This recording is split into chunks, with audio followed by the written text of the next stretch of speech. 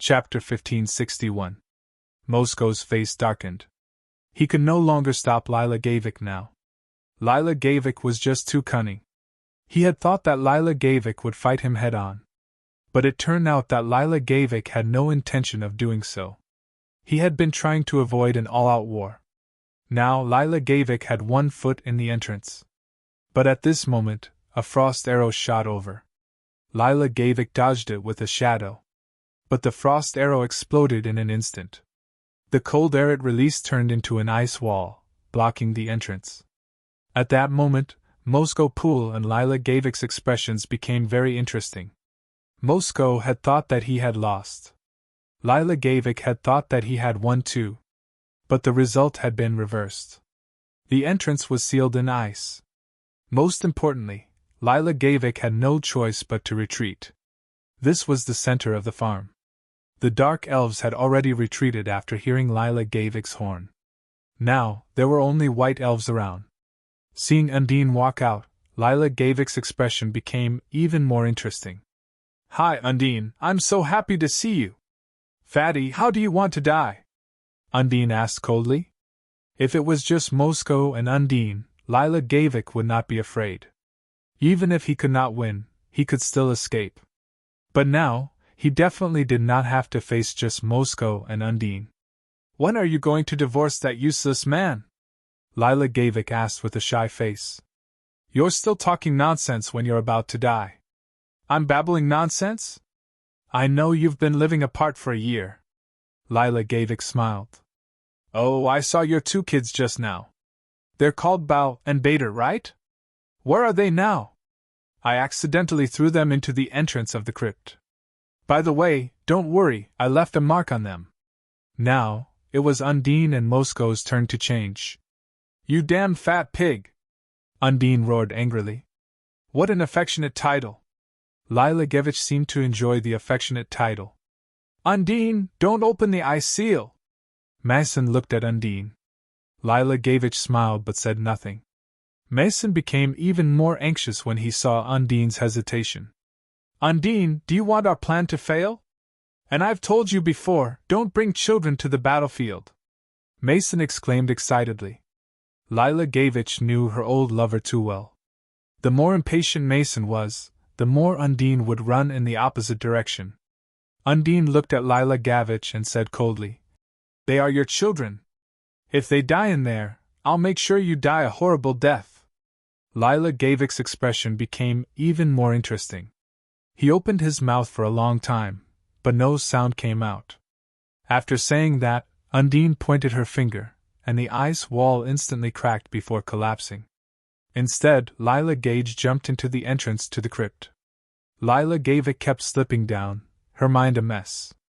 "No wonder they could find me in the thick smoke," Lila Gavik muttered to himself. "They have dark elf blood." Outside the entrance, Mason glared at Undine angrily. Before he could speak, Undine sprinted and jumped into the crypt. Mason's expression changed. After a moment of hesitation, he still jumped in. Since Lila Gavik had already entered the crypt, he couldn't fall behind. The battle ended. "Is anyone hurt?" "Raz," Chen Zhao said. "You're in charge of checking them. If they're injured, treat them." It was a good battle. They'd killed hundreds of spider demons, including a big one. There was a big bottle of the most common earth essence, about 2 liters. There was a small bottle of the more advanced earth essence, less than 100 grams. There was also a small bottle of the best golden earth essence, about the same amount as the advanced ones. The main thing was that the big spider was more than the normal ones, and the quality was high too. Everyone had worked together to kill the big spider, but Gaia's contribution was the most. No one could deny this. However, this battle definitely wouldn't be easy. This was only the first battle, but it had already made everyone feel pressured. They continued going deeper. Most of the time, they needed a light source to explore the way in the tunnel. However, they didn't need to bring their own light source. Alice, Jalanash, and Ruan Faxben all had a spell that could create a stable light source. Even more, Raz knew this little spell. Suddenly, the ground shook. A crack appeared under everyone's feet. Oh no! Qin Zhao suddenly sped up and grabbed Ruan Faxben, who was hanging in the air. Ruan Faxben was also frightened at this moment. This was because beneath his feet was a pool of magma. The sudden earthquake had torn the passageway apart, exposing the magma river below. Thankfully, the crack wasn't big. They could jump over it. However, this earthquake still served as a reminder to everyone. The danger they faced wasn't just from the underground creatures. There was also the power of the earth. This was the biggest threat. Even Qin Zhao didn't dare to say that he could protect them completely. Qin Zhao still walked at the back. This was a good position. He could observe everyone in front. But the second earthquake came again. It was even stronger than the first. Qin Zhao saw that the rock layer above the tunnel seemed to be falling. Fuck! Without thinking, Qin Zhao charged forward. He pushed up with his arms and lifted the huge rock layer up. However, the force of the fall was far beyond his imagination. No! 10,000 techniques returned to one. Qin Zhao immediately used his ultimate move. Instantly, Qin Zhao's strength increased several times. Chen! Gaia looked back. Go over! Qin Zhao still felt the pressure. The weight of the rocks connected to it was probably 1,000,000 tons. Right now, Qin Zhao was barely hanging on. He was relying on the friction between the rocks and the ground to barely hold on. Hurry, I can't hold on anymore! Qin Zhao roared. Qin Zhao's veins were bulging. He didn't know how long it had been since he'd been so tired. Of course, as long as they all went over, Qin Zhao could let go. No one dared to delay. They all ran forward with all their might. The more they dawdled, the more pressure Qin Zhao felt. Please remember this book's domain name, 9 Heavens Divine Emperor Mobile Version. Chapter 1562. Qin Zhao wasn't the first to collapse. It was the ground under Qin Zhao's feet. A huge force poured into the ground that Qin Zhao's feet were supporting him. The ground began to crack and then completely collapsed. On top of that, there was a huge pressure on Qin Zhao's head.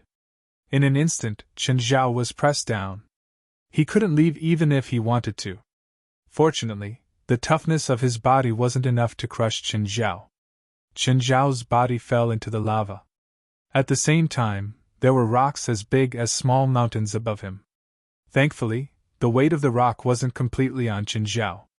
After falling into the lava, the immortal power in his body became even more active and covered his body. Qin Zhao started destroying the rocks on his body. After more than 10 minutes of effort, Qin Zhao finally crawled out from under the rock. The dragon scale armor on his body was still intact, and his helmet was not damaged. Qin Zhao poured the lava out of the armor. Qin Zhao looked around. There was a river of lava around him. Qin Zhao flew above the lava river and moved along it. Some places were blocked by the terrain, so Qin Zhao had to jump into the lava river again and walk through it. But overall, the road was quite spacious. Qin Zhao arrived at the lava lake. It was the one where he had met the phoenix. Even though he was flying above the lava lake, he could still feel the scorching heat waves. But now, even if lava was smeared on his face, it wouldn't hurt him at all. Not to mention that it was just a heat wave. However, if he soaked in lava, it would still consume a lot of immortal energy. Therefore, Qin Zhao didn't want to stay in the lava forever. Qin Zhao couldn't find any traces of the association members. He could only stroll around by himself. As for their current situation, Qin Zhao wasn't sure. Qin Zhao saw some caves around the lava lake. Some of the caves were spewing lava. Qin Zhao arrived at the entrance of one of the caves. He sensed that there were signs of life in the depths of the cave. It didn't matter if he was a member of the association or a monster from the underground. Qin Zhao's senses weren't as clear as the small world. However, this perception was similar to superhuman hearing. The immortal power greatly increased his bodily functions. From physical resistance to all kinds of resistances, to physical strength, vision, hearing, and reaction time were all improved. Qin Zhao really suspected that if he continued to evolve, he would become like Superman in the movies. In fact, many of Qin Zhao's abilities were almost superhuman. For example, if he used all things returned to one, his strength could reach 150,000 tons. If he used his full strength, he could even push the largest ship in the world. After walking for a few minutes, he suddenly heard footsteps in front of him. Qin Zhao immediately walked forward. Qin Zhao thought it was someone from the association. However, he didn't expect them to not be from the association. It was a girl. Bao? The daughter of the Porsche store owner? Qin Zhao was stunned. Bauer also stared at the person who had suddenly appeared. This person wearing strange equipment. Because he was wearing a helmet, Bauer didn't recognize him. While Bauer was sizing him up, he was also sizing her up. The temperature here was at least 200 to 300 degrees. However, Bauer seemed to be very used to the temperature here. There was a red mark on her forehead, and there were also some red lines on her exposed skin. Bauer was holding a bough made from the branches of a mistletoe tree. He stared at Qin Zhao warily. "Who are you? Why are you here?" "I should be asking you that," Qin Zhao said. "Who are you? Why can you appear here without wearing a protective suit? A spiritualist?" She didn't seem to have any magical aura. Bauer didn't answer Qin Zhao's question either. Instead, she raised her bow, pulled back the string, and knocked an arrow at Qin Zhao. "Tell me, who are you?" Suddenly, Bauer's bowstring loosened without any warning. Qin Zhao was stunned. This girl actually dared to attack him? But he soon realized that Bauer's arrow was off by a lot. The arrow flew over Qin Zhao's head. When Qin Zhao turned around, he saw that it was a lizard covered in flames. The lizard was about 3 meters long. Its body was red with black spots. It looked like a beetos, but it was much smaller.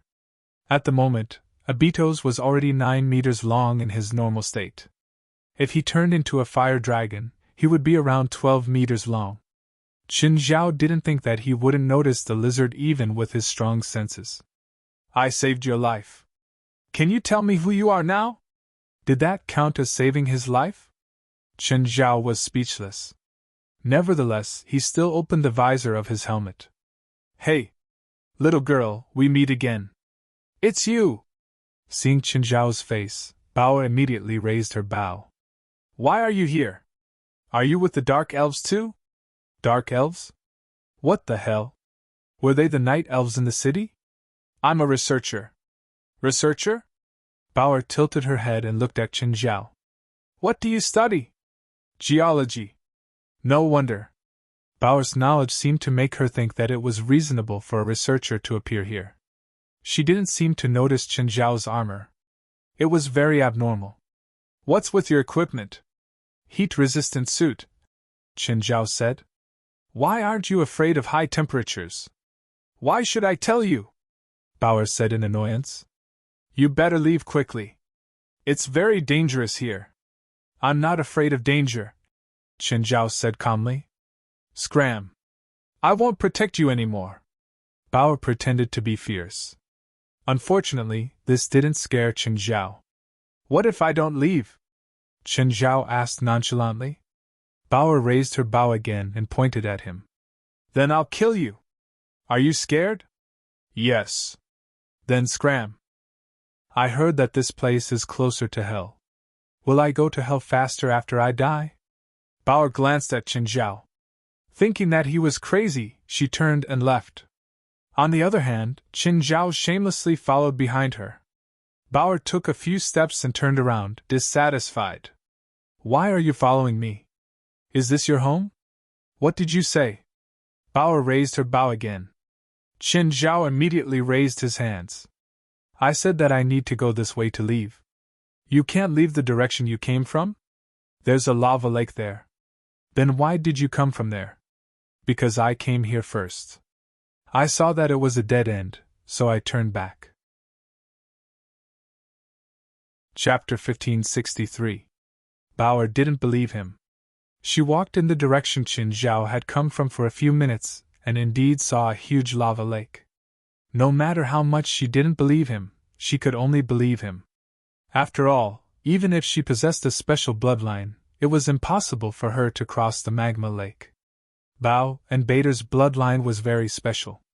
They were twins. They also had white elf and dark elf bloodlines.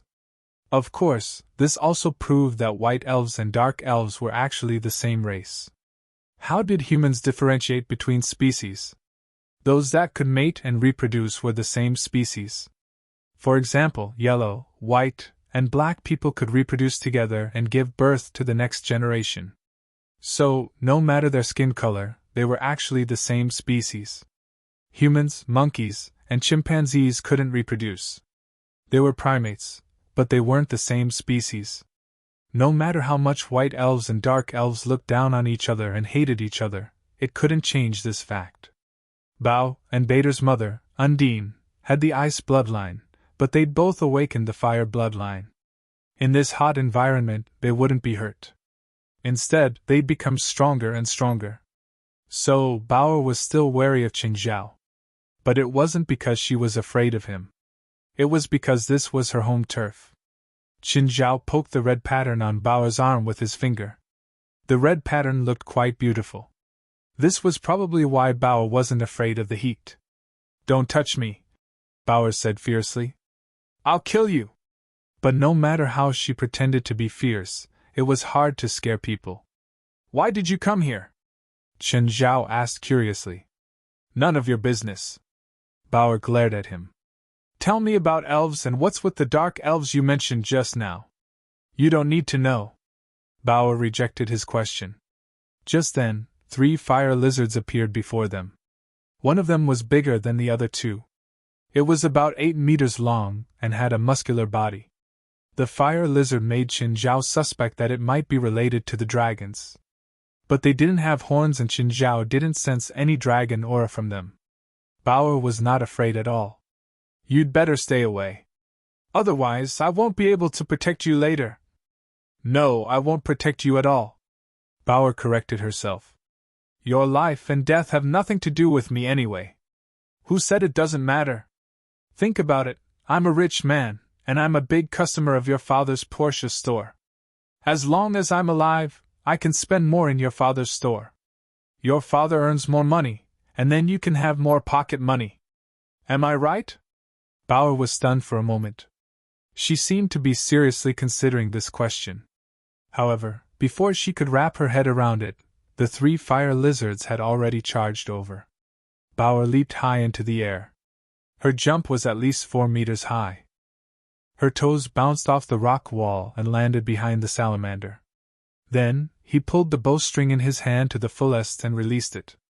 It accurately hit the head of a fire lizard. The piercing power of this arrow was extremely strong. Not only did it pierce through the fire salamander's head from behind, but it also stabbed into the rocks on the ground. The largest fire lizard charged straight at Qin Zhao. As soon as Qin Zhao released his aura, the biggest salamander immediately froze.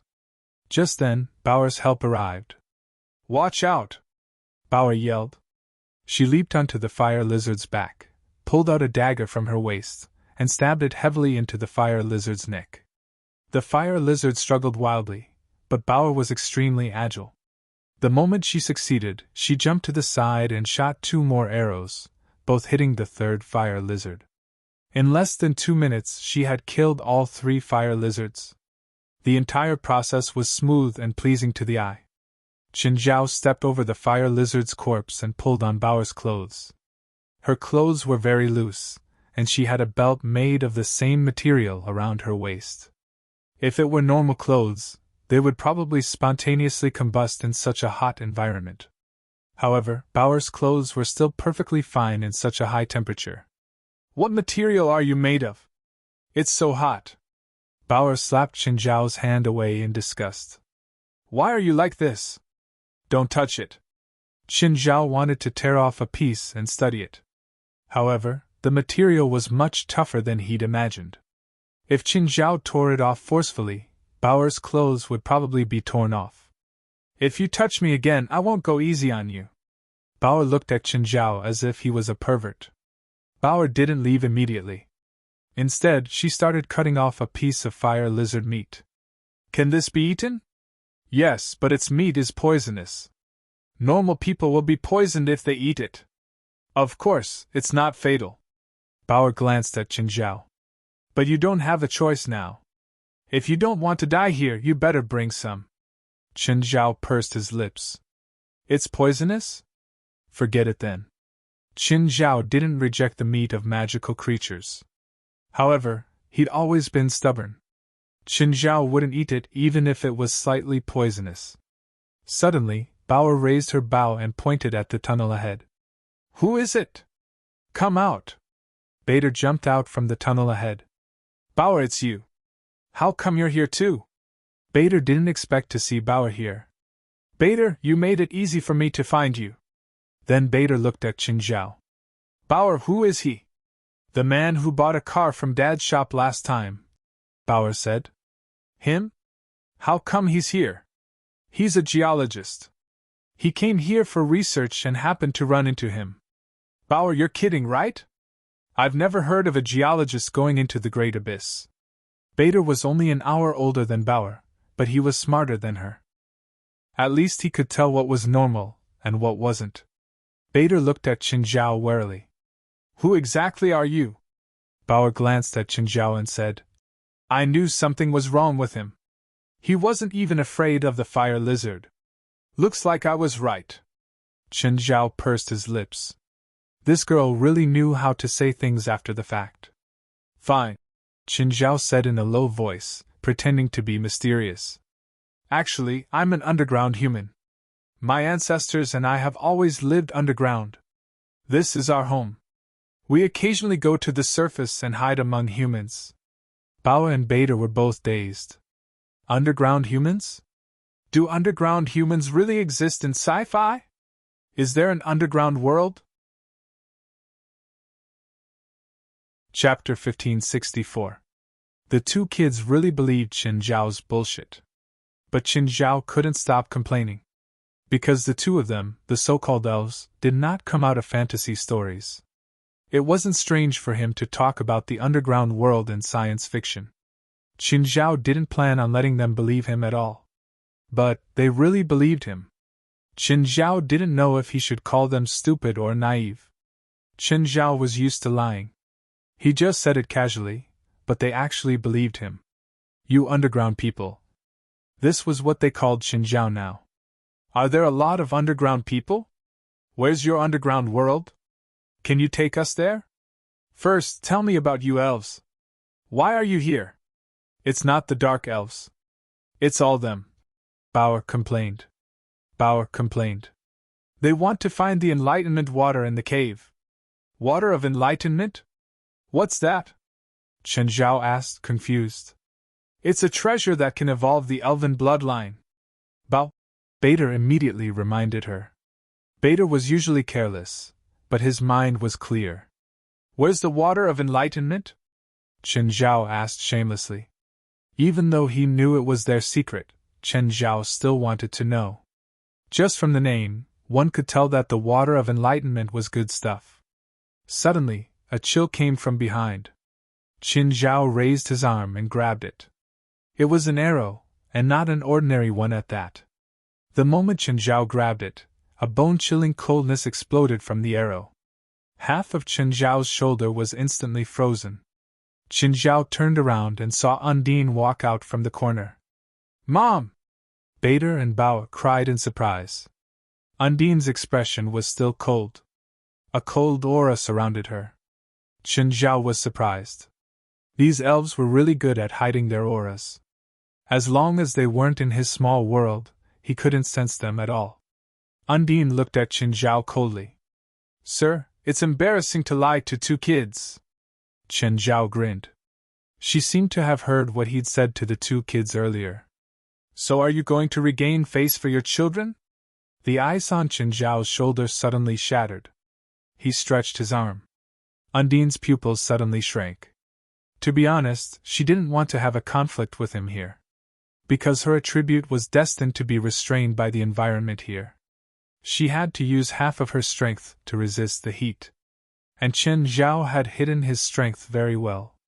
However, he was able to ignore his ice arrows and cold air, which meant that it would be very difficult for him to defeat him here. As for Bauer and Bader, they were strengthened in this environment. However, they were still not strong enough. Moreover, they didn't have enough experience. It was too dangerous to fight someone like Qin Zhao.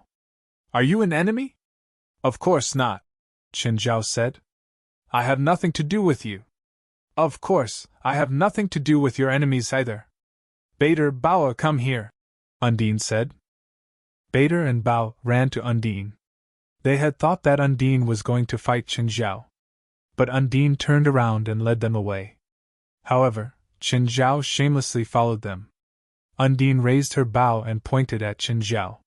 Sir, what do you mean?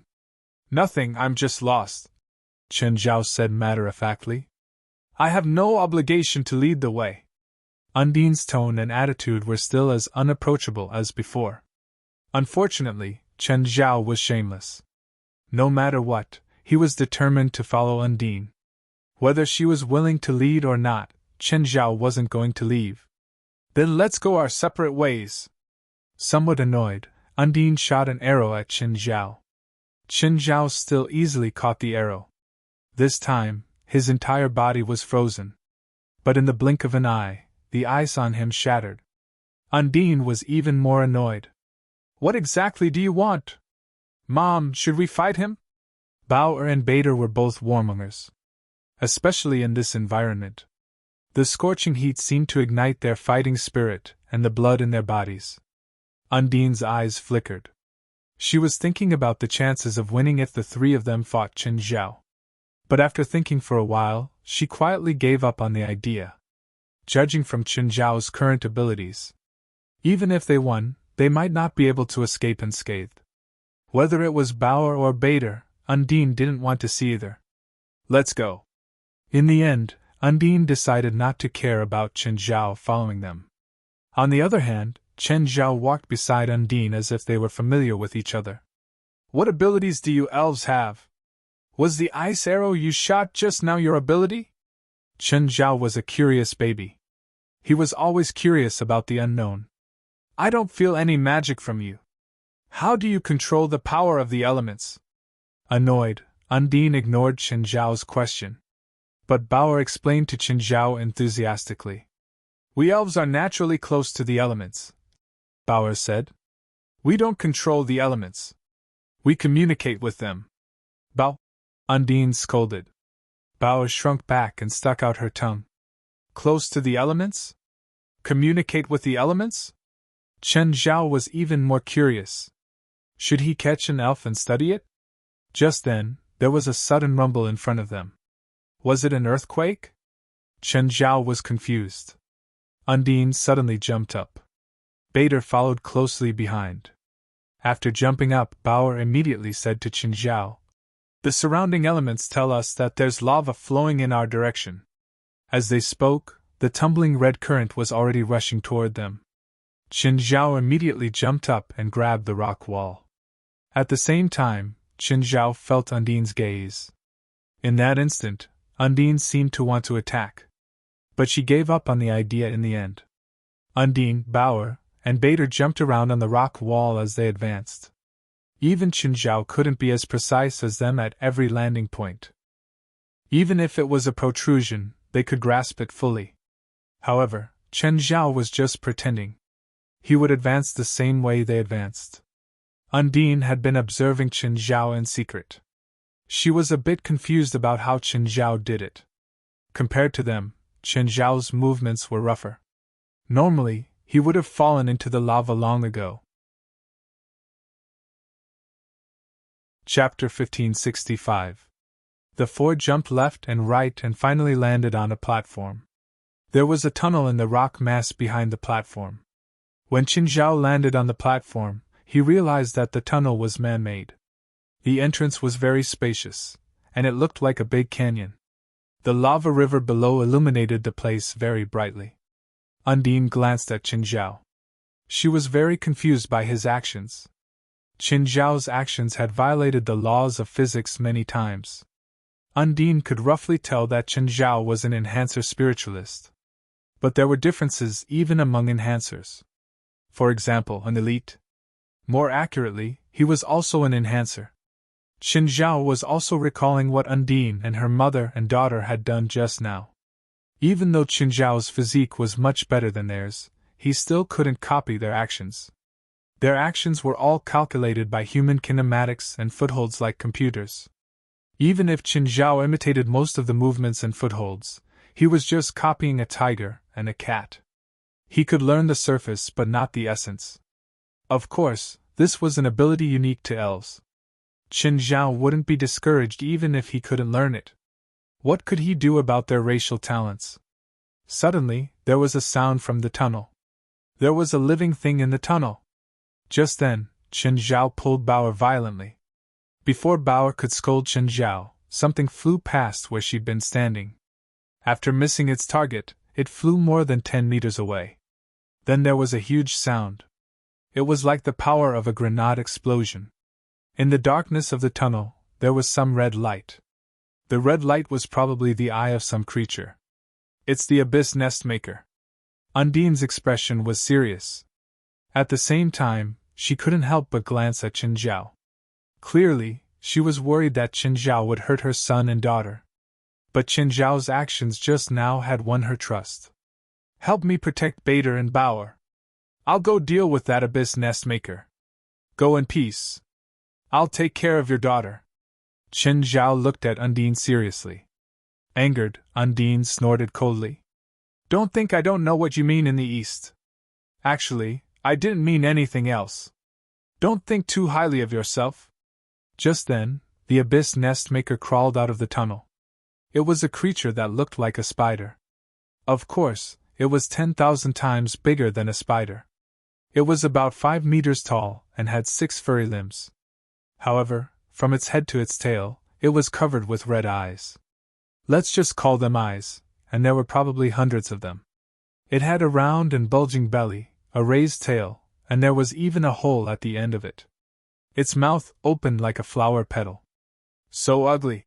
Qin Zhao couldn't help but complain. Both Bader and Bao agreed with this.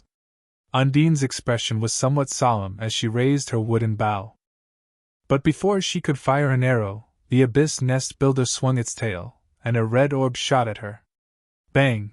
Undine quickly dodged the explosion and fired the arrow at the Abyssal Hive.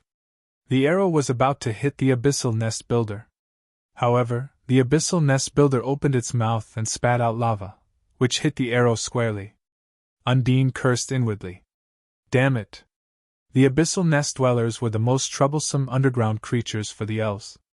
Their reactions were very fast, and the eyes on their backs were all compound eyes. Their compound eyes could capture any attack. They were even sharper than the fastest human cameras. Undine leaped from the rock wall to the sky above the Abyssal Nest Builder. One had to admit that Undine's movements were very beautiful. Her fighting style was completely different from Qin Zhao's. When Qin Zhao attacked, most of the time, he was straightforward. However, the elves' fighting was like an art or a dance. Undine shot an arrow at the Abyssal Nest Builder with her head down and feet up. The Abyssal Nest Builder also bounced back, dodging Undine's arrow. At the same time, it hung on the wall. The Abyssal Nest Builder moved up and down the wall. Qin Zhao started shooting at Undine. He realized that the coldness around Undine was getting weaker and weaker. Undine's attacks weren't as frequent either. Thinking about it, Qin Zhao knew the problem Undine was facing. He secretly used needle threading. An invisible thread wrapped around one of the Abyssal Nest Builder's legs. Shocked, the Abyssal Nest Builder tried to break free from the invisible thread. However, the tenacity of this thread far surpassed any metal. Undine's attack landed on the Abyssal Nest Builder. The Abyssal Nest Builder wanted to dodge, but one of its legs was tied up. It couldn't dodge Undine's attack no matter what. The arrow pierced through the Abyssal Nest Builder's back. The Abyssal Nest Builder's back was instantly frozen. Then, the other 5 limbs lost their grip too. It fell from the wall into the lava. Boom, boom, boom, Undine panted, her eyes revealing a trace of doubt. What was going on? Her attack just now was just a probing attack. The Abyssal Nest Builder couldn't be hit at all. But why was the Abyssal Hive hit? It didn't make sense. The Abyssal Nest Builder could totally dodge it. Undine recalled the abyssal nest builder's movements. It seemed to pause for a moment. Undine looked at Qin Zhao. You attacked just now? What? Qin Zhao pretended not to know. Nothing. Undine didn't ask. She didn't sense or see Qin Zhao's movements. But she felt that Qin Zhao had definitely attacked. Otherwise, she wouldn't have won so easily. Undine led the way into the tunnel. She'd used up a lot of power just now. In this environment, it was very difficult for her to recover through the elements. The surrounding elements were too restless. It wasn't suitable for her to recover at all. Sir, since you're a member of our team, shouldn't you show your value? Undine's power was greatly reduced now, but she didn't want her son and daughter to fight. After all, everything here was very dangerous, so she turned her attention to Qin Zhao. Tell me about elves, Qin Zhao said. What do you want to know about us? Everything. I'm quite interested in you guys. Qin Zhao didn't hide his intentions at all. And what's the water of enlightenment? Agonades, Undine said. That's our real name. It means son of nature. Elves are what humans call us. It comes from movies, games, and novels. I think son of element is more suitable for you. Chapter 1566. Undine shrugged. Armendadir is the elemental sun in Elvish. The water of enlightenment is Armendadir's blood. Undine paused for a moment before continuing. However, Armand Didier is the symbol of depravity. He is sinister, cunning, evil, and bloodthirsty. The dark elves were tempted by Armand Didier and drank his blood, thus becoming depraved. Qin Zhao frowned. Undine's words seemed to contradict herself. You said that the water of enlightenment can make elves evolve, and then you said that Armendadir's blood is the water of enlightenment. Then you said that the dark elves drank Armendadir's blood and became depraved. So, did the dark elves evolve or depraved? Qin Zhao raised his suspicions. Or maybe your ancestors were jealous of the dark elves. The dark elves evolved but the other elves didn't, so they purposely divided and slandered the dark elves? Qin Zhao felt that this was possible. Wasn't this a classic case of envy, jealousy, and hatred? Of course it's not that simple, Undine said unhurriedly. At that time, there were no dark elves. At that time, the elves were still a whole. Avendadir disguised himself as a sage and came to the elf clan. He used our kindness and trust to trick the entire elf clan into drinking his blood. It wasn't just the dark elves who drank it, but the entire elf clan. Undine slowly said. Avendadir descended 3,000 years ago. At that time, there were no dark elves. And then? Later, some of them were tempted by Armendadir's blood and became his slaves. From then on, the elves split into the white elves and the dark elves. Under Armendadir's leadership, the dark elves started a war against the white elves. Who won in the end? Qin Zhao asked. Of course, we won. Light triumphed over darkness, justice triumphed over evil, and Amanda Didier was sealed by us. Undine's tone was still cold, but there was a tinge of pride in her tone. Qin Zhao didn't agree with the so-called depravity. People's thoughts might change, but their personalities wouldn't. For example, the source of the depravity. He also had the ability to control others. But that was control, not depravity. Control and depravity were different. If there was really someone in the world who could make someone depraved, then that person could definitely rule the world. Take God, for example. In any mythological system, God was the most powerful existence. But could God change a person's thinking? If God could change everyone's mind, that way, he could directly turn all the humans in the world into his believers. Then God would not need to establish a religion. Of course, Qin Zhao wouldn't argue with Undine. After all, this story had been passed down for 3,000 years.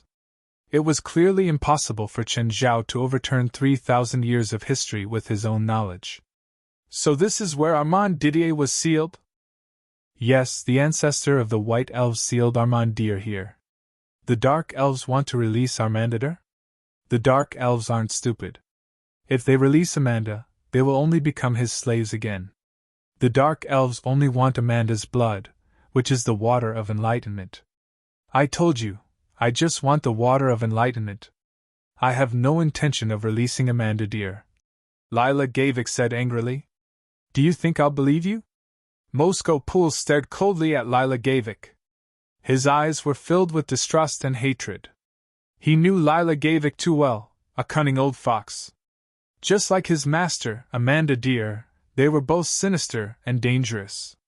Releasing Amanda dear won't do me any good. I won't believe you. Lila Gavik sneered at Moscow Pool. You also want the water of enlightenment, right? You hypocrite. You keep saying that you're going to stop me, but ever since you met me, you've never really stopped me. Clearly, you want the water of enlightenment too. It's better than falling into your hands, Moscow Pool said calmly. Aren't you afraid of falling? Lila Gavik smiled strangely. I wonder if it would be interesting if a white elf like you, who thinks highly of yourself and is proud of your bloodline, degenerates into a bastard like me. Do you think this is the first time we white elves have come here? Moscow Pool sneered. Every generation, white elves will come here to extract the water of enlightenment. As the descendants of white elves, we won't be tainted by Amanda dear's fallen will. Despicable. No wonder you white elves could awaken so many high-level bloodlines after so many generations. You've been hiding it all along. Lila Gavik was both angry and jealous. After all, the Dark Elves had spent hundreds of years just to find the entrance to the cave. Dark Elves didn't have a high-grade bloodline in every generation. For example, when Lila Gavik had taken over as the leader of the Dark Elves, he had only been an ordinary Dark Elf. The previous Dark Elven Patriarch was also a member of the Dark Elven race with an ordinary bloodline. But the White Elves had always controlled this place. If they wanted to, they could come here at any time. Moreover, the White Elves had never lacked high-level bloodlines. Every generation had 3 or 4 High Elves. Lila Gavik and the other Dark Elves did not understand why. They thought it was because their bloodlines were purer. Only now did they understand that it wasn't because of the so-called bloodline. It was because they had been embezzling. They were both watchers and thieves. They claimed that Amanda dear's blood would corrupt the elves. But they themselves had never stopped using Armandil's blood. Was there anyone more shameless than them in this world? Lila Gavik had never believed that story either. Although the story was also spread among the Dark Elves. Lila Gavik believed that his will would not be tainted by the water of enlightenment. Lila Gavik looked at Moscow Pool. A smile appeared on his face. Have you used the water of enlightenment before? Moscow Pool looked at Lila Gavik. You know, the water of enlightenment can only be used once. It won't work the second time. I thought a piece of trash like you awakened a high-level bloodline with the water of enlightenment. You're not the only genius in this world. Please remember this book's domain name. 9 Heavens Godly Emperor Mobile Version. Chapter 1567. Suddenly, Lila Gage and Moscow Pool stopped at the same time. In front of them was an empty field. Corpses of abyss nesters were everywhere. It seemed like a huge battle had taken place here. There were around 100 corpses. What's going on? Could it be Undine or the 2 children? Lila Gavik asked doubtfully. Moscow Pool shook his head. These abyss nesters aren't easy to deal with. Their abilities are very effective against elves. There's no way the 3 of them killed so many of them. Who else could it be other than the 3 of them? Moscow Pool and Lila Gavik discovered after a careful inspection that there was no sign of Messiah. There were many traces at the scene, some of which were obviously left by humans. There was also a magical aura at the scene. Spiritualist! Both of them came to the same conclusion. What's going on?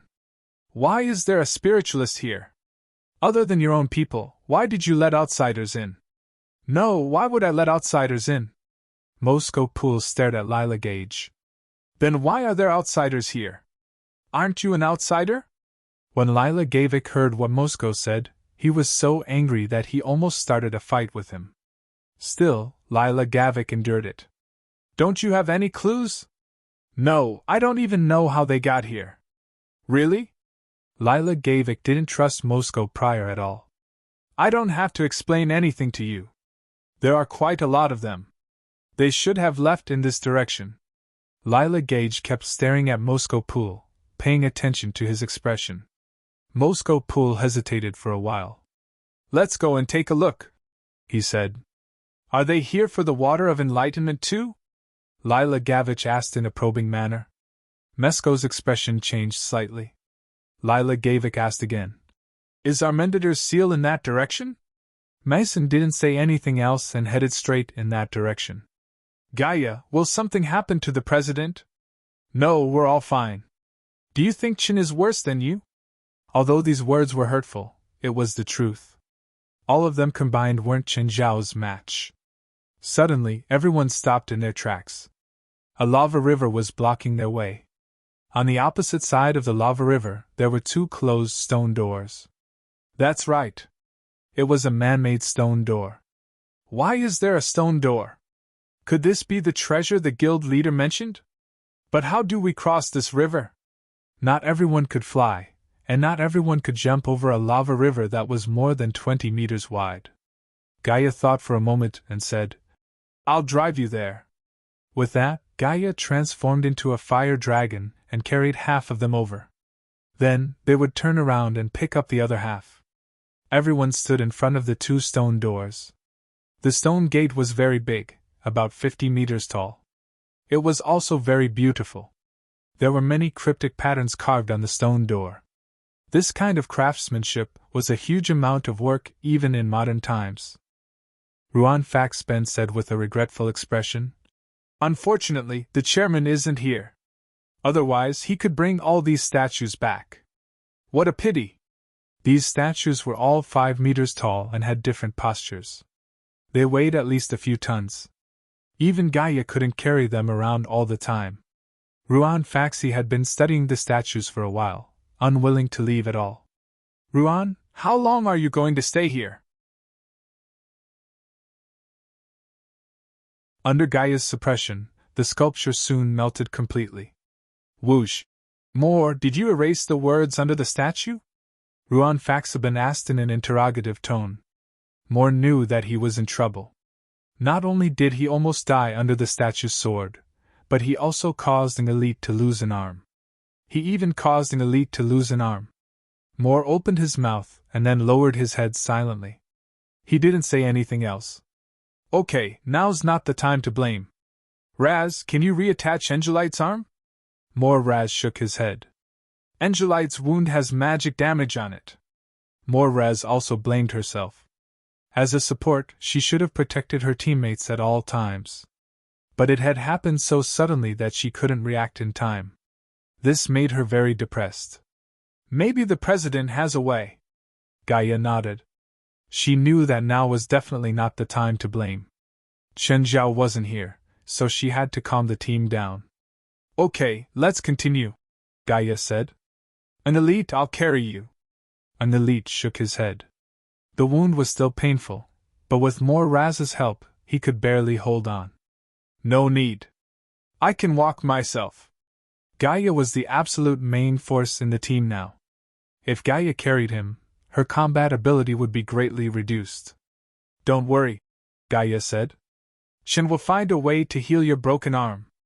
I really should buy insurance for myself, an elite said, his face pale. As soon as this sentence was said, everyone's mood also eased. An elite, I'm sorry. It's all my fault, Moore said, lowering his head in shame. It's okay. I can run faster without an arm. The more an elite comforted him, the worse Moore felt. Ruan, as long as we don't erase the words on the base, the statues won't be activated, right? The words on the statues are ancient magic.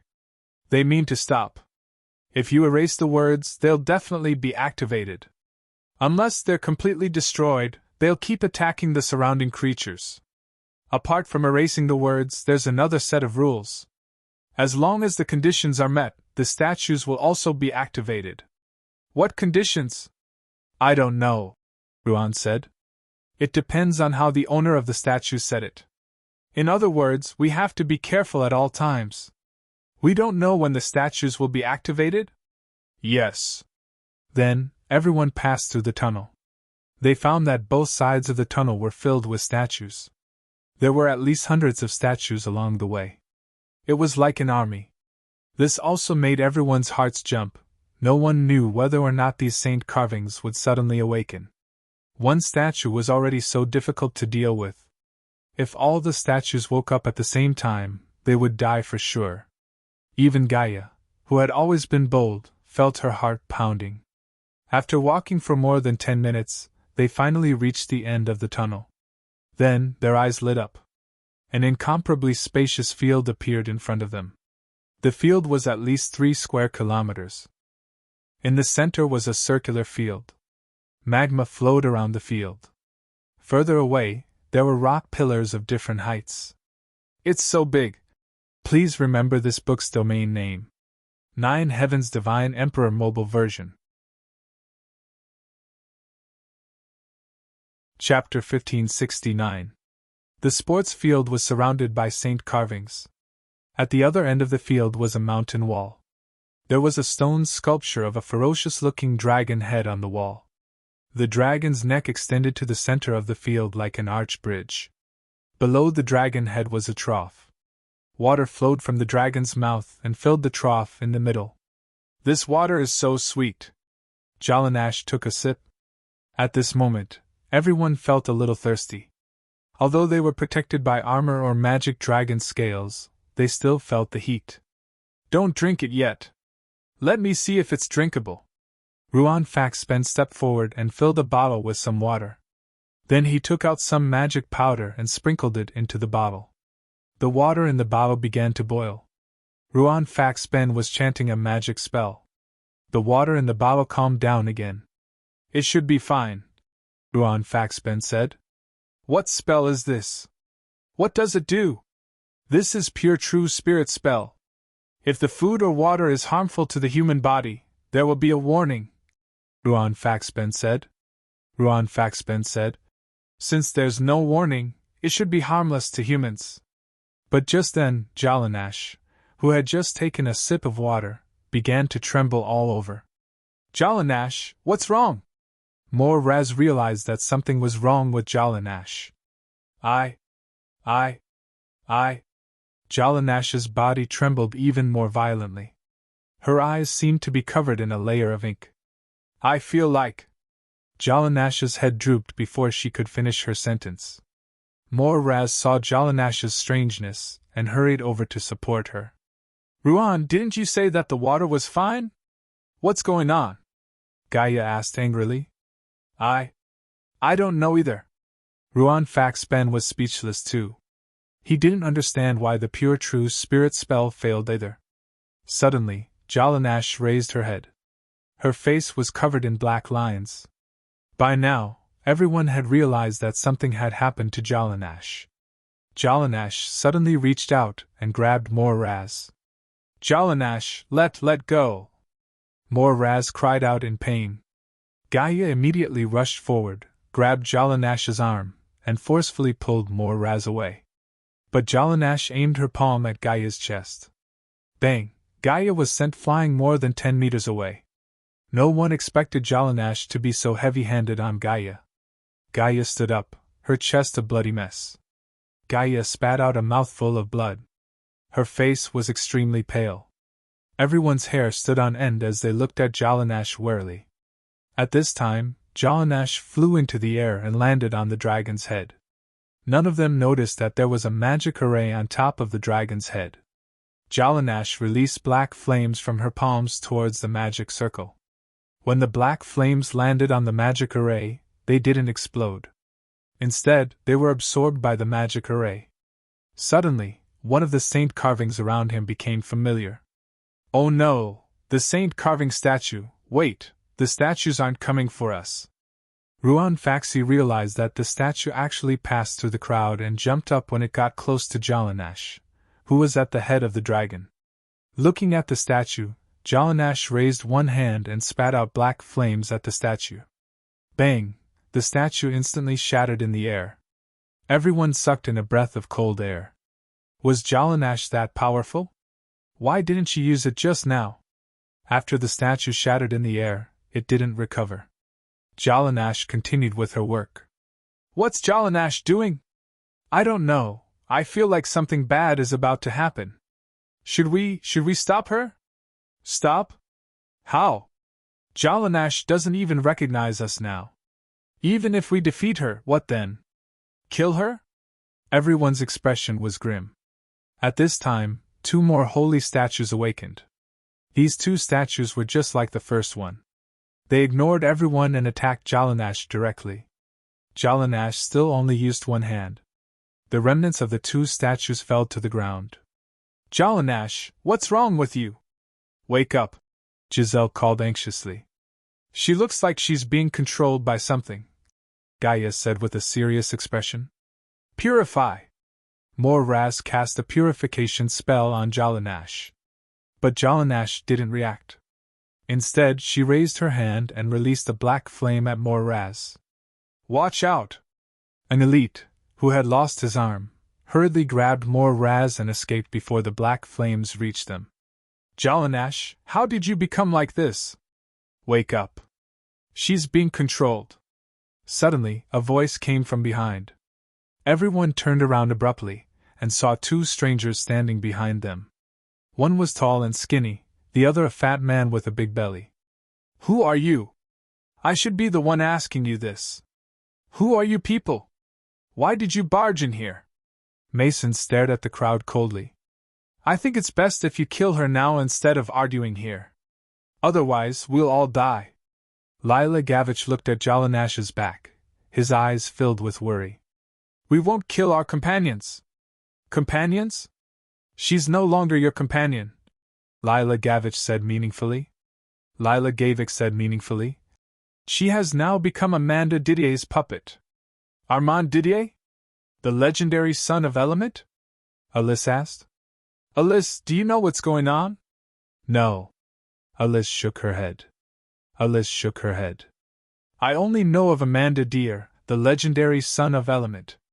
Many elemental mages use the name of the son of Element to cast many spells.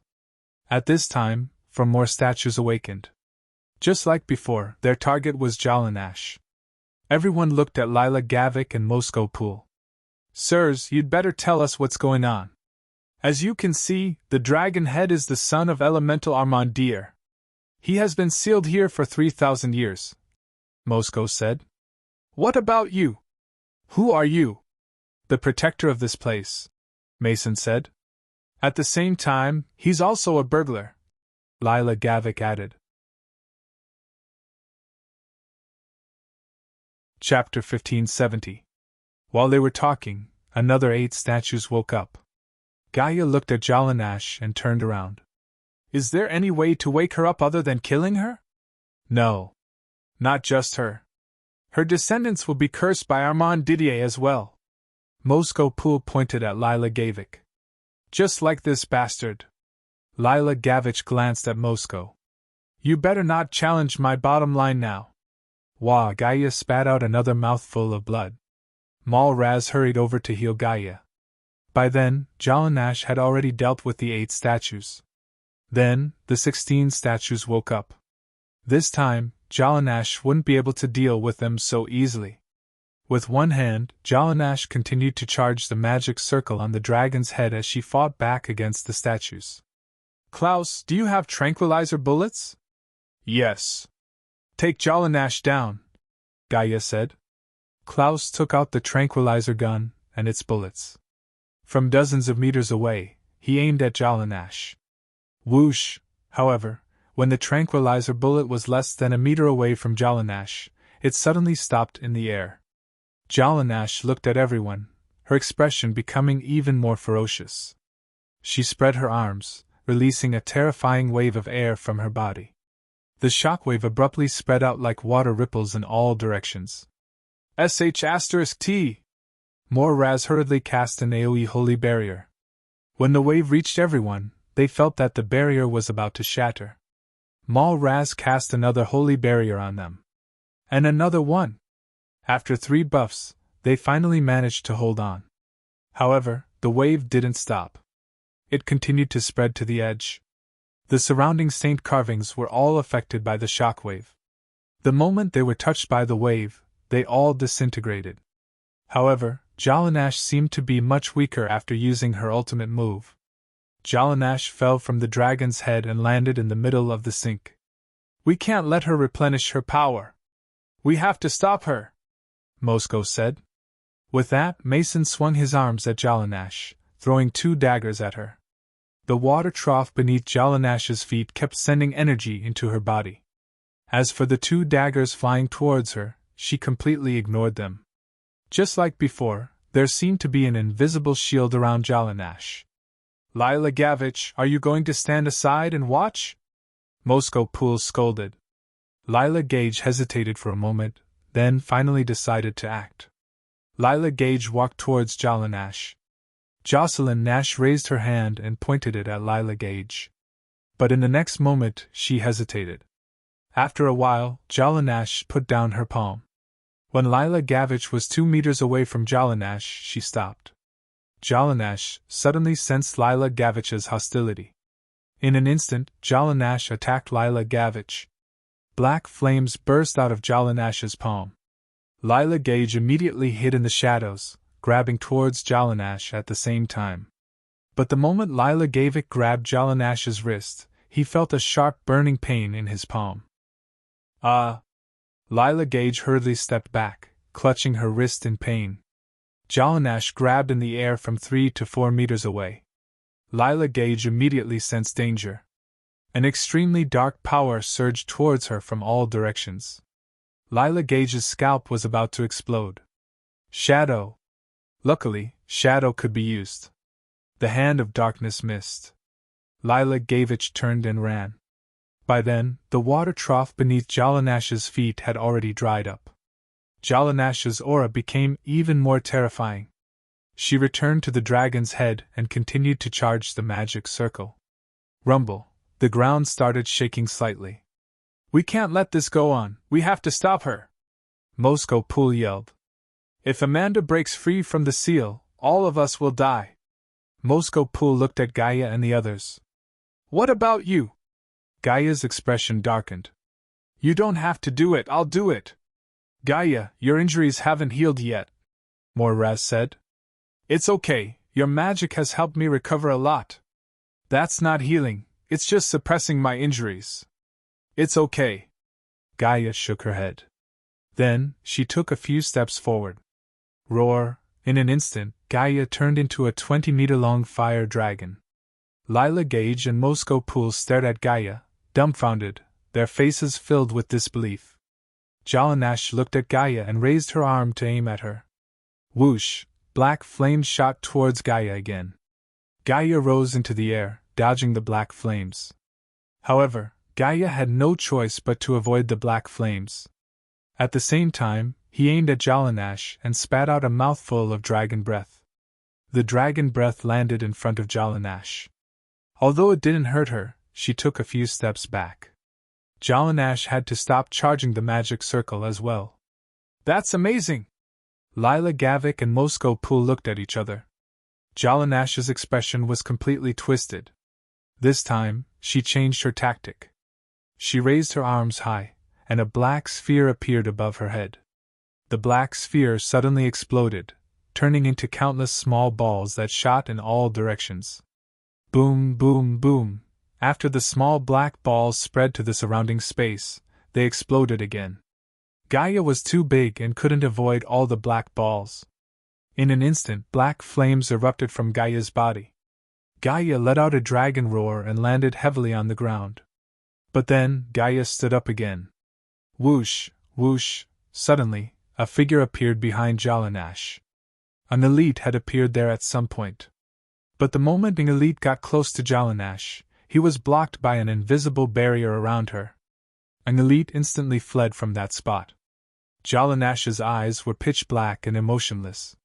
She pointed in the direction an elite escaped, and pointed with her finger. Holy Light Barrier. Moraz immediately cast the Holy Light Barrier on an elite. But the Holy Light Barrier was instantly broken. Angelite's shoulder was pierced by the black light. He rolled on the ground a few times. "Klaus, cover me!" Moore said in a low voice. Rumble. At this moment, the rocks under Jalanash's feet suddenly cracked. A bloody mouth suddenly shot up into the sky and bit the yellow dragon in one bite. Roar. The 100-meter-long yellow dragon's body was directly torn apart by that bloody mouth. Everyone's heart went cold, their faces full of fear. That was a dragon. That was a 100-meter-long dragon, and it was killed in one move just like that. The rocks completely cracked, and Amanda Didier finally broke free from the seal. Just the exposed dragon head and neck were already 100 meters long. His entire body was probably over 300 meters long. This was a real giant. Chapter 1572. Amanda Dill chewed on a third of the yellow dragon's body and swallowed it. As if that wasn't enough, Amanda Dill lowered his head and stuffed the rest of the yellow dragon into his mouth as well. At this time, the rock wall connected to Amanda Dill's neck also began to crack. He had finally broken free from the seal. At this moment, everyone clearly saw Amanda Dill's true body. Amanda Dill was also a dragon, but he didn't have wings. He looked like a lizard. Maybe the salamanders that were wreaking havoc here had something to do with him. Amanda Dill's body was mainly black. However, there were delicate red, green, blue, and gray patterns on the black scales. His front limbs were ridiculously thick and strong, unlike ordinary giant dragons whose limbs were more well-proportioned. His hind limbs were longer, making him look like a bodybuilder who had trained too much. However, in everyone's eyes he looked more like a deformed monster. He didn't have wings on his back, but he had a pair of huge bone spikes. His tail, which was dozens of meters long, also had a row of bone spikes of different lengths. The three dragons also changed their expressions. Suddenly, Amanda Dill swung his tail at the white dragon. The white dragon dodged immediately, but the bone spikes on Amanda Dill's tail cut through the white dragon's wings. The white dragon, which had just risen into the air, crashed to the ground. Amanda Dill lunged at the white dragon in a frenzy. Roar! The white dragon screamed in pain. Amanda Dill had already bitten its neck. With a crack, it was broken. The red dragon and the green dragon, who had returned to their dragon forms, breathed out at the same time. They wanted to stop Amanda Dill from devouring their companion. However, Amanda Didier simply turned a blind eye to the two dragons' dragon breaths. He devoured the white dragon's body in a frenzy. Everyone was trembling under Amanda Dill's terrifying aura. He was the embodiment of madness. "I'm so happy! You even prepared food for me when I broke the seal." After eating the white dragon, Amanda Dill turned his eyes to the red and green dragons. His teeth were far more developed than normal dragons. His physique was also several times that of normal dragons. Everyone could feel a torrential aura emanating from his body. It was the same for the red and green dragons. However, they did not flee. They were still trying to hurt Amanda Dill. However, Amanda Deer's thick dragon scales were so powerful that they felt despair. Amanda Deer's hind legs kicked hard, and it pounced towards the gathering red. The red dragon tried to escape. But Amanda Didier was too fast. His strength and speed completely suppressed the red dragon. Armand Dill grabbed the red dragon with his forelegs. Roar! The red dragon struggled. But Amanda Didier's power made it impossible for her to resist. Amanda Didier pulled hard, and one of the red dragon's wings was torn off. The red dragon screamed. Everyone felt a chill in their hearts. But against such a prehistoric monster, they were powerless. In the beginning, they thought that the appearance of the four giant dragons would bring about a turning point. However, they found that the four dragons could do nothing against Amanda Didier. In fact, they were only here to deliver food. They could only watch as Amanda Didier ravaged the red dragon, but there was nothing they could do. Amanda Didier tore off the red dragon's flesh piece by piece and stuffed it into his mouth. Blood splattered on the square. Finally, the red dragon lost its vitality. Amanda Didier nibbled away at the remaining flesh of the red dragon. The green dragon tried to resist one last time. But there was no effect. Amanda Didier ate the red dragon unhurriedly. He was not in a hurry to fight back against the green dragon. Undine looked at the two huge stone doors before her. Qin Zhao kept looking at them. "You elves are really awesome," he said, sighing. "You can even do such a huge project, and it was 3,000 years ago. Mom, how do I open these doors?" "I don't know." Undine shook her head. Qin Zhao walked up and forcefully pushed open the two stone doors. A human-sized gap appeared in the stone door. Undine looked at Qin Zhao in surprise. "You can do that? Hurry up. Don't drag your feet. These doors are heavy." Actually, the doors weren't as heavy as they thought. They only weighed about 2,000 tons.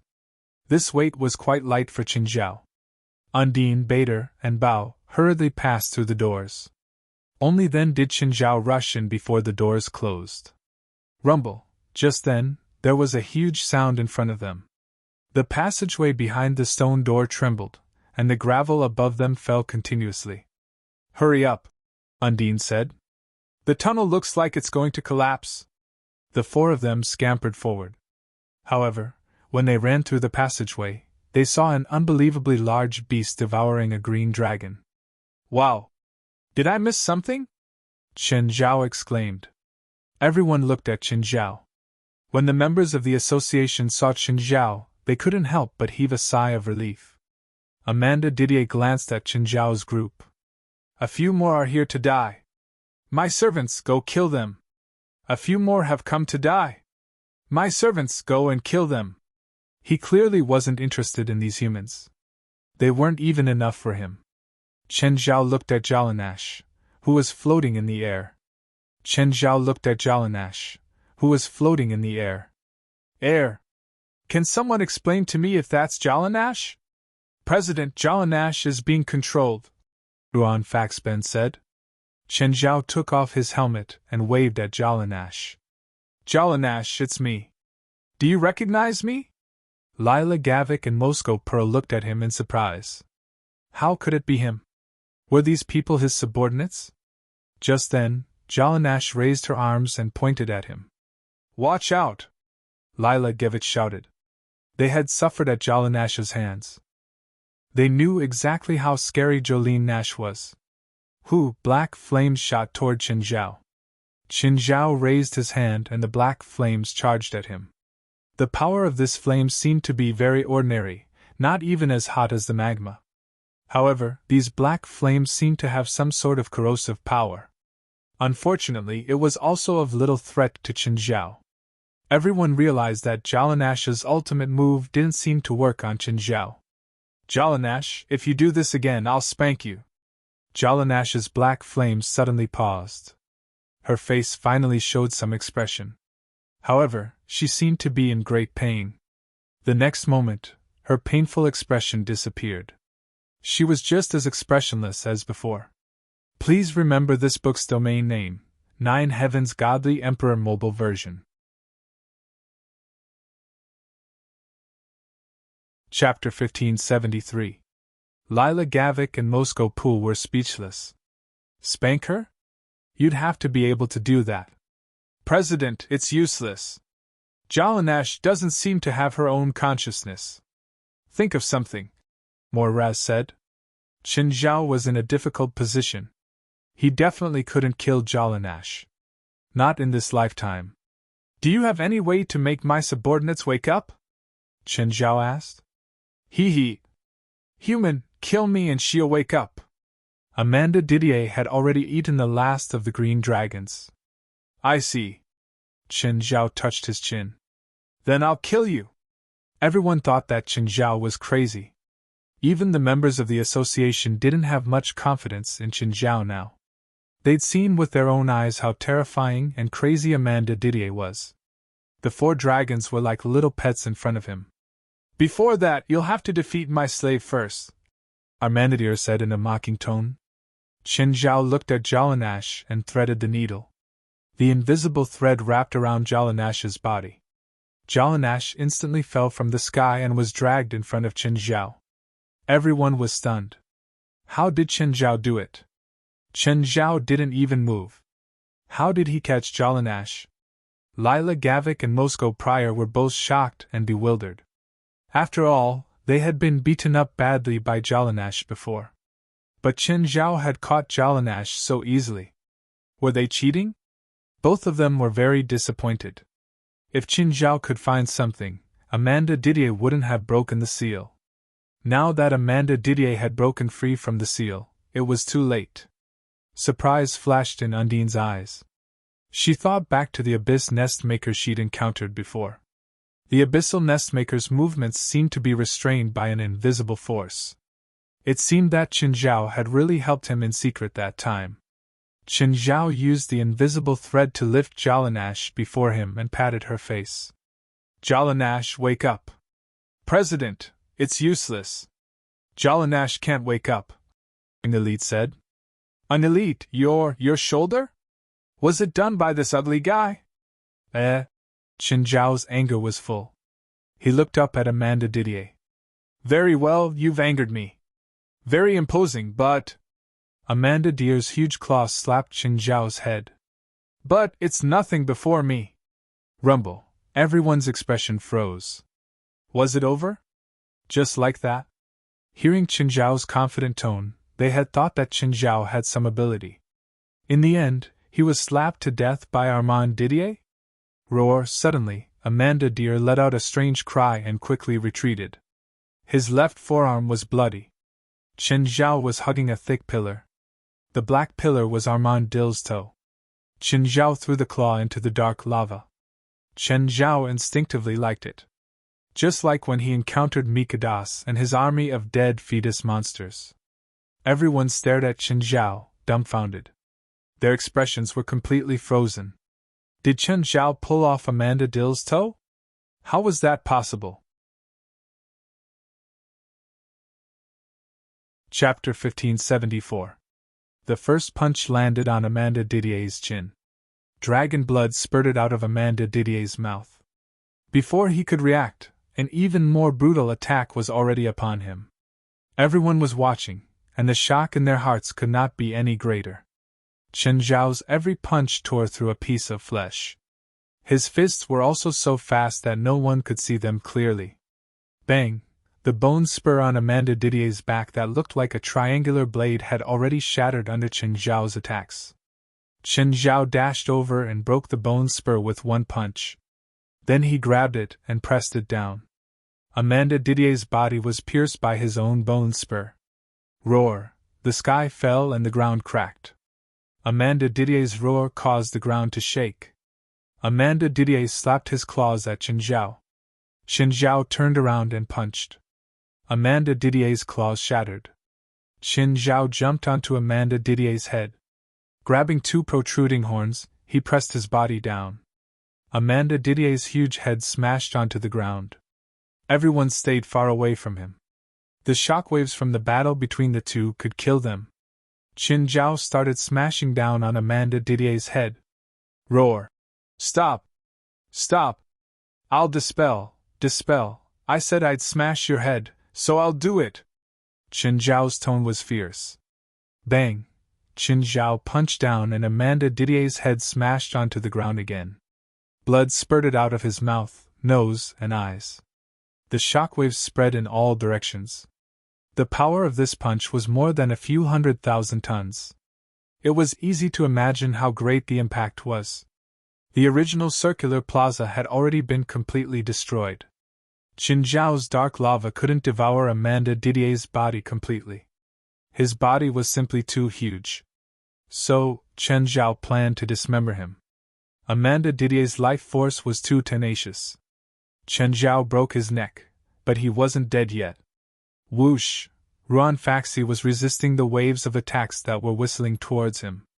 Behind him, more Raz kept putting light barriers on him. President! Leave some for us! Ruan Faxibin shouted. Originally, he had thought that after the battle was over, he would be able to get as many corpses as he wanted. But he soon realized that every time Qin Zhao peeled off a piece of Amanda Didier's flesh, it would be swallowed by the dark lava around him. Clearly, Qin Zhao planned to devour Amanda Didier's flesh completely. Amanda Didier's flesh, skin, and scales were all rare treasures. It was even more valuable than the ordinary dragons stored in the association's warehouse. Qin Zhao swung hard and broke off a dragon horn that was more than 30 meters long. He tossed it to Ruan Fazabin. Ruan Faxi covered his head in fear. The dragon horn slid a few meters in front of him before stopping. As Qin Zhao devoured, the dark lava grew larger and larger. The dark magma began to envelop Armandidir's huge body. Armandidir's head was already a bloody mess, but he was not dead yet. Lila Gavich sneered inwardly, but he didn't stop Moscow's attack. If Moscow didn't say anything, Qin Zhao would probably think about it. But Moscow priest was attacking him like this. How could Qin Zhao listen to him? Indeed, it was as Lila had said. Qin Zhao glanced at Moscow coldly. What does my deal with him have to do with you? Moscow cursed inwardly. He'd been too impulsive just now. He had no right to ask Qin Zhao to do anything. Chapter 1575. Everyone had a rebellious mentality. Even Qin Zhao was the same. It was like a beggar telling Qin Zhao not to buy this car. It wasn't cost-effective. Mason knew the difference in status between him and Qin Zhao very well. He didn't have the right to ask or order Qin Zhao. Mesco Prior's goal was to stop Lila Gavik. But he'd offended Qin Zhao first. This wasn't a good start. It was Qin Zhao's. He'd obviously make decisions based on his own judgment. He wouldn't let someone else decide what he wanted. Mr. Qin, let's talk in private. Lila Gavik smiled. Let's talk over there, Qin Zhao said. Moscow wanted to follow, but he backed off after Qin Zhao's glare. The two went to a place with no one around. Mr. Qin, Lila Gavik said, you're definitely richer than me, so it doesn't matter how much I give you. Lila Gavik had been thinking about how to convince Qin Zhao. It wasn't easy. If he was facing a normal person, he could have many choices. He could give them money or something that normal people didn't have. He could even promise to give them power. But in front of Qin Zhao, these conditions were laughable. Especially what he often used, giving them power. If he told Qin Zhao these conditions, Qin Zhao would probably slap him in the face. He'd rub the legendary son of elements Amanda Dill on the ground. If he said he'd smash Amanda's head, he'd really do it. But I have a lot of connections. I even have connections with the political world. Qin Zhao furrowed his brows. He'd always avoided getting involved with the political world. The only person he knew who was involved in politics was Loran, a former California senator. He'd retired at home now.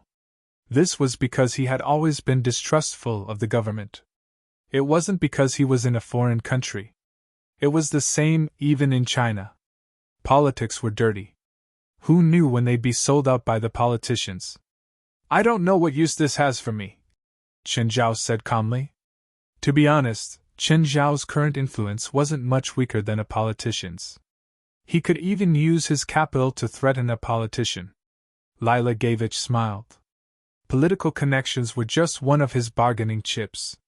If Qin Zhao wasn't interested, he had other bargaining chips.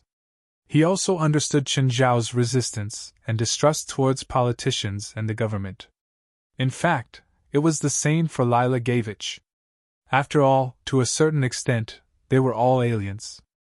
I also have a special channel that allows me to get my hands on some magical materials, such as Huaxia's demon blood or Japan's holy mountain ashes, and Europe's holy platinum. These magical materials are all controlled by various countries and regions, and they are not allowed to be sold abroad. However, I can get my hands on them, and I can even introduce these channels to you. Recently, Dongye Tianqi, Jankira, and Ruan Faxi had been complaining about the scarcity of some magic materials. As a result, they had no choice but to choose substitutes when forging weapons or magic tools. If they could gain these connections, it would indeed be a good thing for the association. If you are willing to introduce these connections to my people, then I can provide you with a portion of Armandidir's flesh. This deal had nothing to do with money, but a consideration for the long-term future.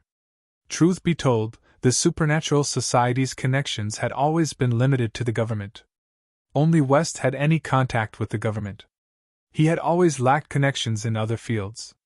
This is mainly because of the supernatural organization over the past 20 years. It had always been a third or fourth-rate organization. No one cared about the supernatural organization, so they had no interest in interacting with it. Mr. Chen, I have quite a lot of connections in the business world, Lila Gavich continued, trying to convince Qin Zhao. Business connections? It was useless to him. Qin Zhao's need for connections had always been up to fate. Qin Zhao also knew that the more connections he had, the better, but he had always been undisciplined. Even though Lila Gavich had introduced him to business connections, it would be difficult for him to maintain them. Oh, I have a question, Qin Zhao said. What problem? Please go ahead, Mr. Chen.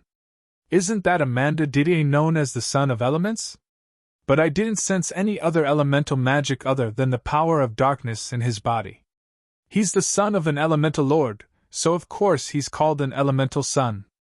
Mr. Chen, Lila Gavich said matter-of-factly. Do you have any other understanding of this title? No. Qin Zhao had thought that Amanda Didier should have other elements. In the end, Qin Zhao had beaten him to death, but Amanda Didier didn't have any other magic elements. Okay, one portion of Amanda Didier's flesh. I'll send it to you later, Qin Zhao said. Lila Gavich wanted to continue fighting, but he didn't have the capital to move Qin Zhao. He would use Lila Gavich's connections to exchange for the flesh of Amanda Didier that he dreamed of. It was hard to say who would win or lose. It could only be said that both sides were satisfied with the deal. But Qin Zhao had the upper hand. Because Qin Zhao was the supplier, he also had the absolute right to speak. Lila Gavich, on the other hand, was the demand side. What he had was a secondary resource. This meant that he didn't know if his resources were what Qin Zhao needed. He had to go through Qin Zhao's selection. Mr. Chen, what do you think about the conflict between the White Elves and the Dark Elves? No, Qin Zhao said directly. Lila Gavich wanted to get Qin Zhao and the supernatural organization to support him. But Qin Zhao wasn't interested. It doesn't matter to me who wins or loses. As long as your conflict doesn't involve ordinary people, I won't ask, Qin Zhao said calmly. But in Los Angeles, as long as your conflicts involve ordinary people, then the supernatural organization and I won't stay silent. Qin Zhao also had to show his attitude. He didn't want to be used by Lila Gavich. Plus, as an outsider, Qin Zhao couldn't be a judge for them. Lila Gavich was somewhat disappointed. He had wanted to pull Qin Zhao over to the Dark Elves' side. That way, the barely balanced situation would immediately tilt to the Dark Elves' side. After all, Qin Zhao had absolute power in L.A., and even in California. The White Elves might leave California because of Qin Zhao's existence. Unfortunately, Qin Zhao didn't plan on interfering. Chapter 1576. Mr. Chen, what do you plan to do next? We have our own plans. Qin Zhao refused to tell them more information. Actually, Qin Zhao had already planned to take the others out. But he was still wary of Lila Gavich. This wasn't the ground. Anything could happen. Who knew if he had some dirty tricks up his sleeves? Qin Zhao might not be afraid. But he couldn't guarantee the safety of the others either. For example, the earthquake earlier had separated them. Then, an accident had happened. Lila Gavich probably sensed Qin Zhao's wariness too. He didn't say anything. He nodded politely and bid farewell. At this moment, Moscow Prior ran over anxiously. Mr. Chen, I want to buy Amanda Didier's flesh too. Moscow's idea was simple. Since he couldn't stop the deal between Lila and Qin Zhao anymore. In that case, he couldn't fall behind others. Once Lila and Qin Zhao reached an agreement, he would definitely use Amanda Didier's flesh to evolve. Once Lila and Qin Zhao reached an agreement, he would definitely use Amanda Didier's flesh to evolve. In terms of high elf bloodline, the White Elves obviously had more. and the White Elves had always had an absolute advantage in this aspect. But if Lila Gevich used Armandil's flesh, he would evolve into a more advanced High Elf bloodline. Then, the White Elves and Dark Elves might fall into a passive position in the conflict. Don't underestimate the influence of an elf with a High Elf bloodline. High Elves could suppress and motivate lesser elves because of their bloodline. If there was an all-out war and a High Elf was present, the difference in individual strength between the two sides would increase by at least 20%. This was something Moscow couldn't accept. So, he had no choice. He had to obtain Amanda Didier's flesh too. But things were different now. In the past, Amanda Didier had been sealed here. It wasn't easy for them, but it wasn't completely impossible. But now, Qin Zhao had killed Amanda Didier. If he wanted Amanda Didier's flesh, he had to get it from Qin Zhao. Forcefully taking it was clearly the stupidest thing to do. Trying to take Armandidier's flesh from Qin Zhao's hands by force was no different from suicide. It could even lead to the extinction of the White Elves. This could be seen from the battle between Qin Zhao and Amanda Didier. Qin Zhao was definitely not a kind person. "What can you give me?" Qin Zhao did not reject Mason's request. He did not belong to any faction of the White Elves or the Dark Elves. So if he could accept Lila Gavik's deal, he could also accept Moscow Pearl's deal. "Whatever price that Dark Elf is willing to pay, I can also pay the same price." Mason didn't seem to know about Qin Zhao's wealth. He thought that Lila Gavik had just bribed him with money. "He's not paying for it," Qin Zhao said indifferently. "Plus, he can't give me a second price." Moscow Prior wasn't stupid. In fact, he was a rather outstanding leader among the White Elves. Thus, he quickly understood that the deal between Qin Zhao and Lila Gavik was probably some special condition or some kind of exchange of benefits. "Mr. Chun, what do you need? Or do you have any requests? As long as I can do it, I won't refuse." Qin Zhao smiled and shook his head. "I don't know what I lack." Mason Prior was the biggest farm owner in California. He should be very rich. He might even be richer than Qin Zhao. Regardless of whether it was Qin Zhao or Mason, most of their assets were actually valued assets. It was not that they really had that much money. In terms of cash flow, Qin Zhao felt that he should have more than Mason. Of course, if Qin Zhao was willing to sell his beer factory shares, he could definitely sell them for a sky-high price. Mason's expression was troubled. "Mr. Qin, we can discuss." At the moment, he could not think of what he could offer that could attract Qin Zhao. "When you think about what you can offer, come and talk to me." Qin Zhao turned around and walked over to the members of the association. "Gaia, how are you?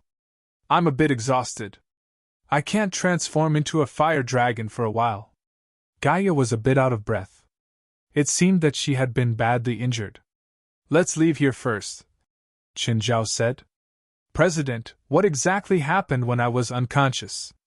Jalanash still couldn't get it out of her mind. No one explained the situation to her.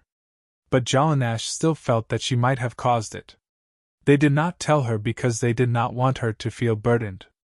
After all, Jalanash had almost killed Gaia and seriously injured her. "Let's go out first," Qin Zhao said. "It's not a big deal." Qin Zhao did not think that it was a bad thing. After all, this battle had made everyone realize where they were lacking. Anyway, it did not cause any serious or irreversible consequences. Qin Zhao planned to take them back the way they came. Just then, Lila Gavik walked over again. "Mr. Qin, is there anything else? Can I leave with you?" Lila Gavik asked awkwardly. "Why? If I leave from the way I came in, I'll die at the exit." Lila Gavik knew Moscow Prowl would never miss such an opportunity. "Of course, you can say that I'm paying you." "Sure." Qin Zhao nodded. Everyone had followed him down this time with the thought of treasure hunting. Now that they had not found the treasure, it would be good to earn some extra money. Seeing how close Lila Gavik was to Qin Zhao, Mason was displeased. But he did not show it in front of Qin Zhao. Instead, he left with Undine, Bauer, and Bader. He was actually worried that Qin Zhao and Lila Gavik had reached some kind of agreement and left them all here. President, can you find the exit? Maybe I can try a new method, Qin Zhao said. Everyone looked at Qin Zhao curiously, wanting to know what the new method was. Qin Zhao closed his eyes. The dark lava under his feet began to spread in all directions. However, the dark lava did not spread in a flat way. Instead, it spread in lines. Countless lines extended out from under Qin Zhao's feet. If Qin Zhao's dark lava spread out completely, it would cover an area of around 10 square kilometers.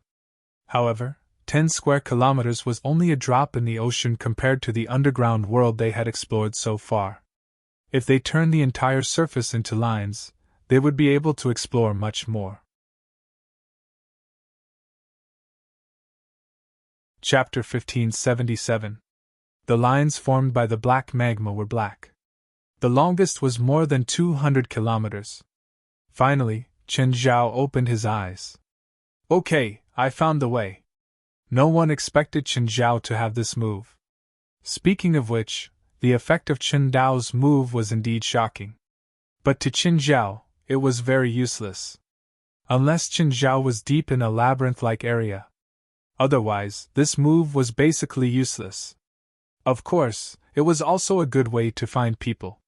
This time, they didn't take the same path they'd come from. They came to a lava lake. It wasn't the one Qin Zhao had seen before. Right at this moment, an extremely sharp and resonant cry of a bird rang out. Everyone looked up. There was a huge beast hiding on a rock hundreds of meters above the lava lake. It was a bird. A huge bird almost 100 meters long. Immortal bird. It was an immortal bird. The immortal bird suddenly spread its wings. It was originally hidden in the darkness, and only its silhouette could be seen. However, the moment it spread its wings, its body ignited with golden flames. Lila Gavik stared at the huge immortal bird in shock. Too big. It was really too big. When the immortal bird spread its wings, it was even bigger than a regular adult dragon. Its target was clear, Qin Zhao and the others. Along with an earth-shattering heatwave, it swept over. That peerlessly terrifying aura made people feel terrified. But no one felt despair. Because Qin Zhao had already stood out. The dark magma suddenly swept over and bound the phoenix of immortality. However, the undying bird's body shook and the dark magma was shattered.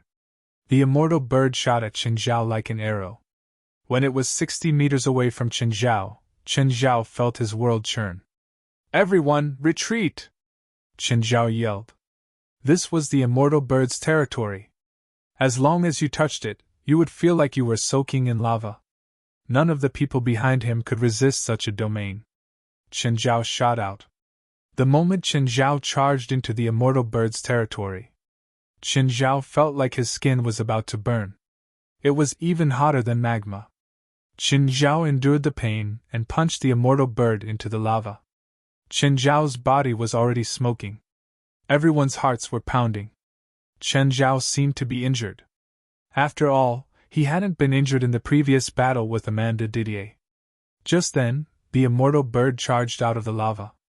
It bit Qin Zhao, who was in the air, and pulled him into the lava. Everyone cried out in surprise.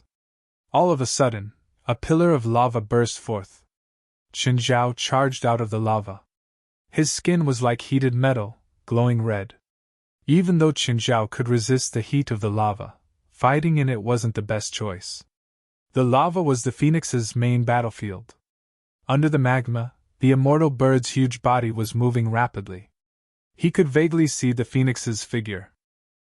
Although the undying bird was a bird, its swimming speed in the lava wasn't inferior to that of a fish. Fighting the undying bird in such an environment was definitely not a good choice. Qin Zhao used the clone and Dharma return again. The undying bird rushed out of the magma once again, but this time, its eyes directly shot out red rays. Qin Zhao's chest was pierced. Everyone sucked in a breath of cold air. Qin Zhao also didn't expect the undying bird to have this move. It wasn't that Qin Zhao had never met an opponent that could shoot rays. However, their penetrative power wasn't as strong as the undying bird's red rays. Chen Zhao looked at his pierced chest. Wounds were harder to heal than normal physical injuries. Just then, the undying bird opened its mouth and bit at Chen Zhao. Chen Zhao suddenly raised his hand and grabbed the undying bird's beak. Lava spewed out of its beak. Chen Zhao took out the black trident and stabbed it into its beak. The undying bird struggled and fell into the lava with Chen Zhao. A while later, Chen Zhao came back with the undying bird's corpse. Everyone was shaken to the core. They knew that Chen Zhao was extremely powerful. However, the undying bird's terror also made them shudder. The undying bird's body started burning wildly. Chen Zhao's heart skipped a beat. Was it going to be reborn? No, he couldn't let it be reborn. Chen Zhao poured the water stored in his spatial ring into the undying bird's mouth. The undying bird, which should have been dead, actually moved again. Its body struggled frantically. The flames on its body weakened greatly too. Green smoke kept coming out. Chen Zhao pressed down on the undying bird's head. Finally, the flames were extinguished. Its golden body eventually turned dark red. His wings, which were originally shiny, were now dim and lifeless. Undying bird! Great undying bird! Ruan Faxpen exclaimed in surprise. Without a doubt, he would have a chance to get the materials from the undying bird when he returned. Just like the dragons, the undying bird was also full of treasures. Chen Zhao had forced Ruan Faxpen to join the supernatural organization. Even if he was kicked out now, he wouldn't leave. No organization in the world could provide him with such abundant and precious magic materials. Why had he cheated in the past? It was all to earn magic materials for his alchemy research and experiments. But now, he didn't need to do that. He could get the most precious magic materials in the supernatural organization. President, are your wounds okay? I'm fine. Chen Zhao grinned. It was painful, but it wasn't too big of an impact. The scorching fire elements were still attached to the wound, which affected its self-healing speed. But it couldn't really stop Chen Zhao from healing. But this lava lake is too big. President, how do we go over? The lava lake was at least 12 square kilometers. If Gaia wasn't injured, she could carry him over. But now, she was injured and couldn't transform. Actually, it wasn't that she couldn't transform at all, but they clearly didn't want to make Gaia's injuries worse. Chen Zhao looked at the entire lava lake. The dark lava started spreading along the walls and turned into a black and red plank road. Let's walk over it. Chen Zhao realized that his control of the dark lava had greatly increased after expanding 10 times. At first, everyone was still a bit scared. They weren't sure if they would sink in. But soon, they realized that they were worried too much. Unless Chen Zhao wanted to harm them, nothing would happen to them on the dark lava. 30 minutes later, everyone walked across the plank road and finally reached the other side. There are still some spider demons ahead. We can get rid of them later and earn some extra money.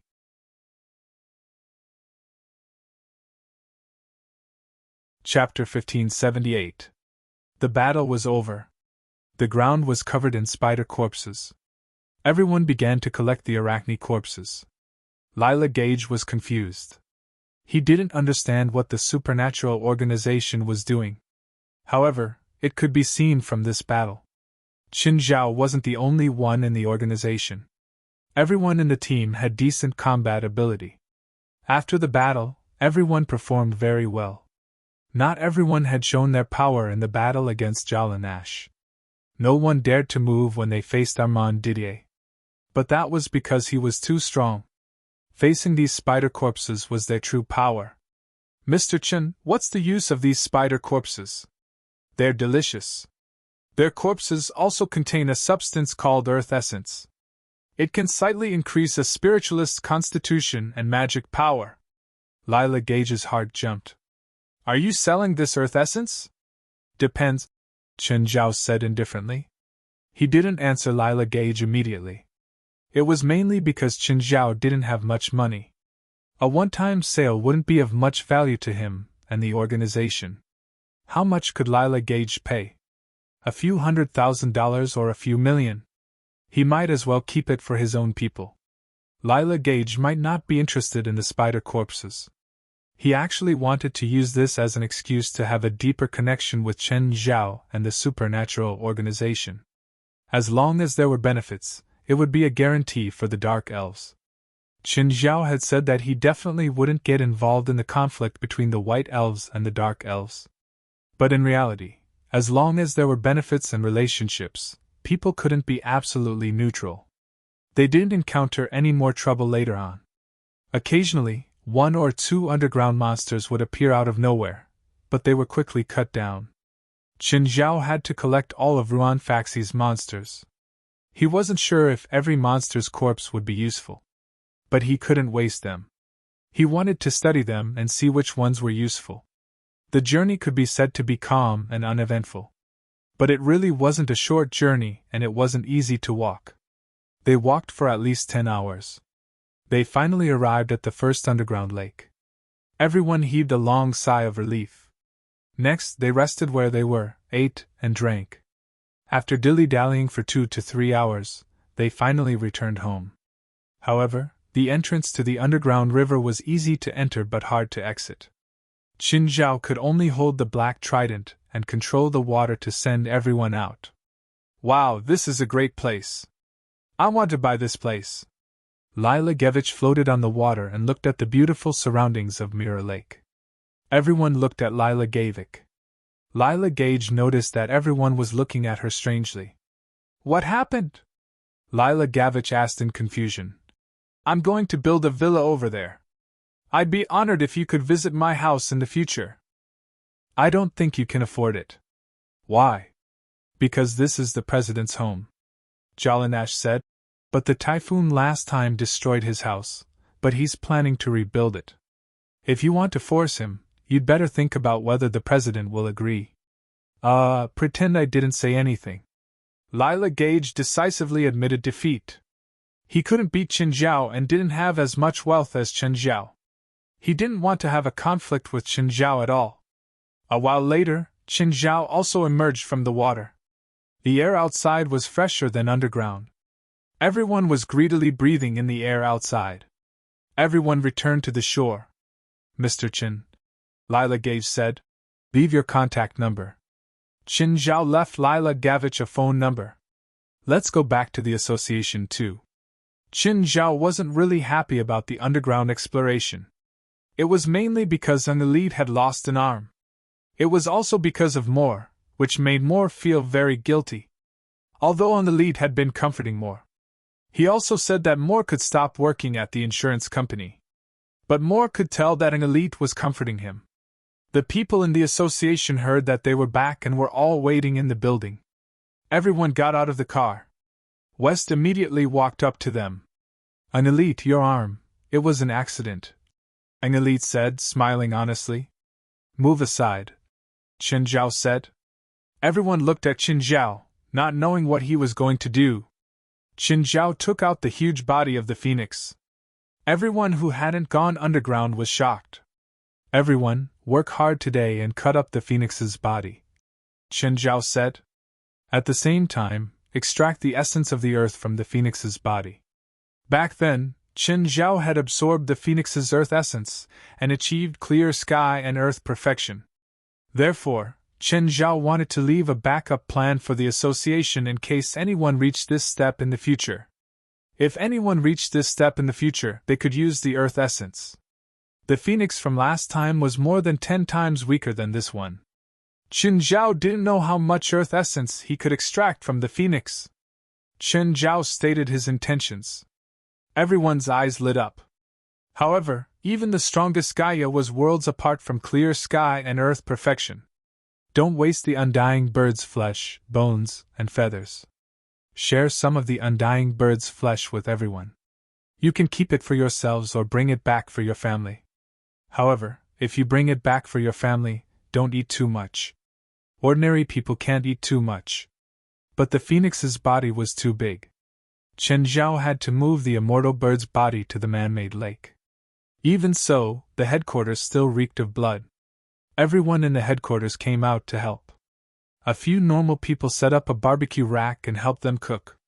These normal people were the subordinates of the gang leader, Seely Dirk. They were basically completely integrated into the association now. Although Qin Zhao had said that he would imprison them for life, they were actually outer members now. It would be fine if Qin Zhao had killed them on the spot, but it wasn't so easy to imprison them forever. After a while, apart from some restrictions, they still had a lot of space to move around. They were also given salaries. At least, it was more than what they could earn outside. It was also more stable. Moreover, after coming into contact with him for a long time, they were now at ease with their duties. Of course, the main reason was that they didn't dare to go against Qin Zhao. In the association, Qin Zhao was truly like a demon king. Chapter 1579. Henry was probably the weakest in the association. Back then, he'd followed Seely to the association and ended up becoming Gaia's sparring partner. Then, he became Klaus and the Lightning Team's sparring partner. But ever since he'd awakened his bloodline, his status had risen. However, the power of his bloodline was still something that no one could accept. Qin Zhao had even forbidden him from using it in the headquarters. But Henry was quite happy about it. After all, to him, it was a superpower. Actually, his attack power wasn't that great. But it wasn't like he didn't have any abilities. If he farted, he could pollute an area of 1,000 meters. He could make normal people within range lose their ability to fight. He could also ignite them and set them on fire. Normally, he could only go to the trial tower and harm the monsters there. However, he didn't seem to find a way to increase his power. After awakening, his power hadn't increased much. Every time he saw Qin Zhao bring people to carry out this mission or that mission, he was envious. But his power was still not up to standard. This made him very anxious. The association had also given him many benefits. Henry, take this. See if it can increase your power. Qin Zhao tossed a thumb-sized bottle to Henry. It contained the essence of the earth. There wasn't a lot of it. Henry put it away carefully. These things couldn't be bought outside. The group found a few cushions and placed them under the phoenix's body. They didn't want to waste the phoenix's blood. But the blood still seeped out. The shore of the artificial lake was already dyed red. The bright red lake water was still seeping out. There weren't many fish in the lake. It was originally an artificial lake, but then it was connected to a river. West had also raised some fish. But the association kept harming the lake every now and then. For example, Qin Zhao would throw a grenade into the lake from time to time. As a result, there weren't many fish in the lake. However, there were still some fish that came after smelling the fishy smell. The phoenix's blood was drained first, and then its feathers were plucked. Other people really couldn't do the job of plucking hair. Only Gaia, Qin Zhao, Klaus, and the Lightning Team could do it.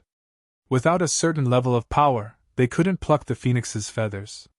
In that case, it would be a huge project. At this time, Fei Lai brought the two kids to the headquarters. There was also a group of pets. All of them came. Fei Lai came because of Qin Zhao's call. But when she saw the scene, she lost interest and went to her room. Little Jerlin and little Larissa, on the other hand, came to watch the show excitedly. But what attracted them the most was the roast meat. The smell of barbecued meat was very fragrant, and it completely washed away the smell of blood. Little Jerlin walked to the barbecue rack, and someone immediately cut off a small piece of meat for her. Then little Jerlin ran away happily. Little Larissa pouted. She wanted to eat too. Recently, Qin Zhao and Fei Lai had fed her some food that was easier to digest. It was just that the barbecued meat was hard to digest, so she had never eaten it before. Qin Zhao looked at little Larissa who was sitting on Princess. Henry, give me a small piece of meat and mince it for my daughter. Also, give Princess a big piece too. Not far away, a beetle snuck behind the undying bird. It opened its mouth and bit the undying bird's butt. No one cared about him. Ruan Faxi was collecting the blood and feathers of the undying bird. Everyone in the association couldn't stop. Even Adu's, his old arms and legs, was helping from the side. Qin Zhao even wanted to summon the demon army to help. The undying bird that had been stripped of its feathers was now a bald chicken. It didn't look as majestic as when it was alive anymore. Luong Faxi had expended a great deal of effort. He dug out the undying bird's 2 eyeballs. The 2 eyeballs were like 2 huge red pearls. They didn't look like they were made of flesh and blood. They were more like inorganic matter. President, these eyeballs are good stuff. Qin Zhao looked at the 2 eyeballs. They probably weighed more than 100 kilograms. They shone with a demonic red light and indeed had a breathtaking beauty. Just then, little Jerlin ran over again. Dad, I want this. Little Jerlin always picked good stuff. Then I'll give you one. Ruan Faxi was a bit reluctant, but he didn't say anything. Say what? You're saying that these 2 phoenixes' eyeballs can't be used as toys for little Jerlin? Qin Zhao had killed the undying bird. Why couldn't he? Qin Zhao's pets also ate and drank here. Basins soared in the air and landed from time to pick up a piece of meat. After the undying bird was cut up, everyone started extracting the earth essence in the flesh. They extracted at least 30 liters of golden earth essence. The quality was even purer than the big spider's earth essence. The earth essence couldn't be shared with anyone. Chen Zhao and West thought that they'd share it with whoever really needed it. Giving them the high-purity earth essence now was too much of a waste. They worked from noon until 3 or 4 in the morning. Everyone was exhausted. Finally, they finished cutting up the undying bird and extracting the essence. Qin Zhao started checking Angelite's injuries. Angelite's arm had been cut off by the saint carving. Almost a day had passed, but there was still residual magic power in Angelite's wound. However, Qin Zhao realized that the dark magma could absorb the magic power. West, I'll concoct a potion for you in the next few days. It can help you regrow your limbs, but I'm afraid you won't be able to appear in front of your family or work at your insurance company for the time being. President, can my arm grow back? No problem. Qin Zhao wasn't worried. Back then, Rasfa's grandson Daniel's leg had been bitten off by a shark. A potion made from a perfect demonic crystal could make his leg grow back. After almost 2 years of research, Qin Zhao had a deeper understanding of demonic crystals. Hearing this, an elite heaved a sigh of relief. After all, losing an arm was a big blow to him. Whether it was in life or in battle, losing an arm would cause a lot of inconveniences. President, how long will it take? About 2 weeks. Looks like I'll have to call my family. An elite said. What about the company you work for? No company allows employees to be absent for 2 weeks without any reason. An elite didn't care much about his job. To him, selling insurance was just a part-time job. The supernatural organization paid him 10 times more than what he earned from selling insurance. Moreover, selling insurance took up too much of his time. Now, he had found a justifiable reason to quit that job. Please remember this book's domain name, 9 Heavens Godly Emperor Mobile Version.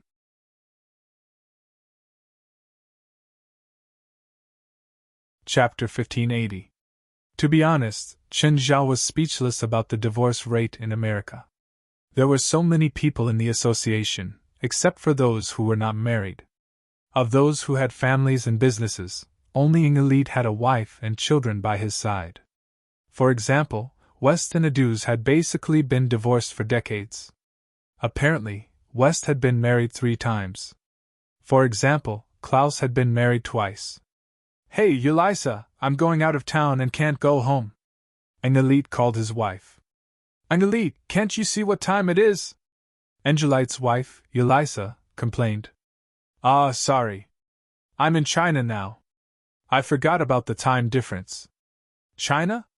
You're in China? Yes. But your passport is still at home. How did you go to China? An elite really wanted to slap himself in the face. He had gone too far. He did not know how to end it now. An elite, tell me the truth. Do you have a woman outside? Elisa asked suspiciously. To be honest, Elisa had always been suspicious of an elite. Because an elite often did not go home after work. She had called his insurance company several times, but they all said that Elite was not at the office. But Elite did not go home either. For example, Elite had said that he was going on a business trip for 3 days. Then she called Angelite's company. She found that Elite was not going on a business trip. Instead, he had asked for a 3-day leave. No, definitely not, Elite said quickly. He did not know how to explain it. Then where are you now? Elisa questioned. I really have something to do. I can't go home. If you don't have another woman, then go home immediately. It was no wonder that Angelite's wife was like this. Angelite's behavior was too abnormal. Moreover, it was not just once or twice. Elite could not say it out loud. I really can't go home now. If you don't come back, we'll get a divorce. What? No, I really didn't cheat. Elite defended himself. But how could he explain it? There was no proof. Moreover, he himself was full of doubts, so he really couldn't explain himself. If you don't appear in front of me before the sun sets tomorrow, then we will divorce. Angelite's brain was about to explode. Divorce? Elite put down the phone and quickly found Jalag. Jalag, do you have a way to install a prosthetic leg for me? It's best if it's a simulation, Elite said. Jalag was busy at the slaughterhouse. He looked back at Elite. Didn't the president say that he could help you regrow your arm? Why do you still want artificial limbs? I want to go back to see my wife, or she will divorce me. She thinks I have an affair. Oh, you don't? Jalag teased. What time is it now? Hurry up and think of a way for me. It's not difficult to make an artificial limb, but in such a short time, it's just an empty shell at most. Go find Ruan and ask him to come over and make a magic artificial limb with me. It can temporarily serve as your arm. Okay, I'll go now. Elite anxiously ran to find Ruan Faxburn. Actually, Ruan Faxburn refused. After all, this was a waste of time for him. However, Elite brought Chen Zhao out. Ruan Faxburn agreed without hesitation. If he really told Chen Zhao and Chen Zhao showed up, it would be ugly. Ruan Faxburn was indeed a famous alchemist. However, his value was to solve problems for the people of the society. 7 or 8 hours later, Jalag and Ruan Faxburn worked together and finally made a magic artificial limb. Then, an elite rushed home anxiously to put out the fire. Chen Zhao heard about this. However, he could not do anything about it. As for whether an elite could successfully put out the fire, it was hard to say. However, if an elite really divorced his wife, an elite would probably hate more for the rest of his life. At noon the next day, Chen Zhao and Fei Lai brought the whole family home. Ever since little Jerlin obtained the Eye of the Phoenix, she had abandoned the undying skull Hanks. However, little Larissa had inherited her sister's hobby. She grabbed Hanks and started gnawing again. My dear master, Hanks said in despair. Is gnawing on skulls an inherited hobby in your family? It means you still have value. Chen Zhao said calmly. The underling ran over and handed Chen Zhao a glass of juice. At the same time it said, Master, I want to plant some apples in the villa. Can I? Yes, go. Chen Zhao waved his hand. But don't destroy the villa's design. Chen Zhao picked up Hanks's head. At least I gave you information about Treasure Island. Hanks said unhappily. But the information you provided is useless. Until now, I haven't even seen a shadow of Treasure Island. It's not my fault. Hanks argued. No, to me, it's your fault. That's not fair. I'm the master. You're talking about fairness with me? Fine, master, I was wrong. Yeah. Little Larissa pulled Chen Zhao's leg and reached out to grab it. She seemed to want Hanks's head. Take it. Chen Zhao tossed Hanks's head to little Larissa. Chen Zhao walked to the elevator and went down to the beach. At home, Chen Zhao rarely jumped down. Especially in front of little Jerlin and Larissa. It would be a bad example for them. As soon as Chen Zhao entered the water, the 5 generals and the dolphin family swam to him. The 5 generals and the dolphin family were similar to dogs. They were very close to their masters. Once they recognized their masters, they would be very clingy. Chen Zhao would go into the water to play with them whenever he was free. Chen Zhao started to dive into the deep water. The 5 generals and the dolphin family followed closely. Occasionally, the dolphin would toss a fish before Chen Zhao. Chen Zhao found the giant clam. The giant clam had moved more than 100 meters from its previous position. Chen Zhao had to catch it again every time. The giant clam wasn't like a shark or dolphin with a brain. It didn't have a brain, so Chen Zhao couldn't subdue it and make it recognize him as its master. However, Chen Zhao felt that the giant clam was something good, so he treated it as his private collection. He also had the 5 generals and the dolphin family watch the giant clam so that it couldn't escape from its territory.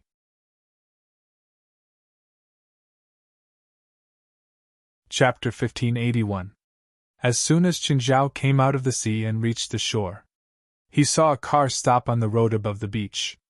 Then 5 or 6 young men and women got out of the car. Most of them were wearing swimsuits. Wow, it's so beautiful here. How come I didn't know there was such a beautiful beach in the past? A few girls were shouting excitedly. Chen Zhao frowned. He was annoyed to see the young people get out of the beach directly. Chen Zhao came to the beach. Hey, this is private land. You better leave. The young men who came down froze for a moment. Just then, a tall guy walked out. He was a head taller than Chen Zhao and only wore a pair of boxers. The young man walked up to Chen Zhao and looked down at him. Ha! Asian, what right do you have to say this is private land? There's no notice board here. Chen Zhao raised his head and looked at the young man. I'll say it again. This is private land. Chen Zhao repeated. What if I don't leave? The tall guy looked at Chen Zhao mockingly. Karan, ignore him, a blonde girl said. Let's play. The girls were all wearing swimsuits. To be honest, if they told Chen Zhao nicely, he might not have chased them away. The boys and girls seemed to be sure that Chen Zhao couldn't do anything to them. They walked past Chen Zhao and started playing. What was worse was that they started eating and drinking without restraint on the beach. There was beer, drinks, and all sorts of packaged snacks. After eating, they would throw their trash on the beach. All of these actions stimulated Chen Zhao's nerves. Just then, they started going into the water. Chen Zhao's lips curled into a smile. Suddenly, a wave pushed them away from the shore. Before they could react, a shark fin blocked their way. Shark! Shark! Shark, what, Help! The 5 tiger generals had already blocked their way back to the shore. The sea kept pushing them into the deep water. Chen Zhao watched as the young people flopped around in the water in panic. Their faces were filled with evil smiles. Help! Sir? Help! Chen Zhao walked to the shallow water but didn't go in. He always had a smile on his face as he looked at those young people with a strong desire to live. No matter which way they swam, the water would knock them over. Not only did the 5 tiger generals block their way, but they also kept dragging them into the water. However, Chen Zhao didn't plan on killing them. He just wanted to teach them an unforgettable lesson. No one knew when little Jerlin had run to the beach. Dad, what are you doing? What happened to those brothers and sisters? No, nothing, Chen Zhao said indifferently. At this time, the 5 tiger generals left. Chen Zhao didn't control the water anymore and let them go ashore. The first to come ashore was the big man called Colin. However, just as he reached the shore, a wave came from behind and slammed him onto the beach. Chen Zhao walked up to Colin and squatted down. I told you, this is private property. Without my permission, you can easily die here. The young men behind him also escaped to the beach one after another. You better take the trash away. At this moment, Colin stood up again. He seemed to have recovered. He was looking at Chen Zhao in annoyance. What if I don't? With a smile, Chen Zhao looked at the young men. I don't just have sharks here.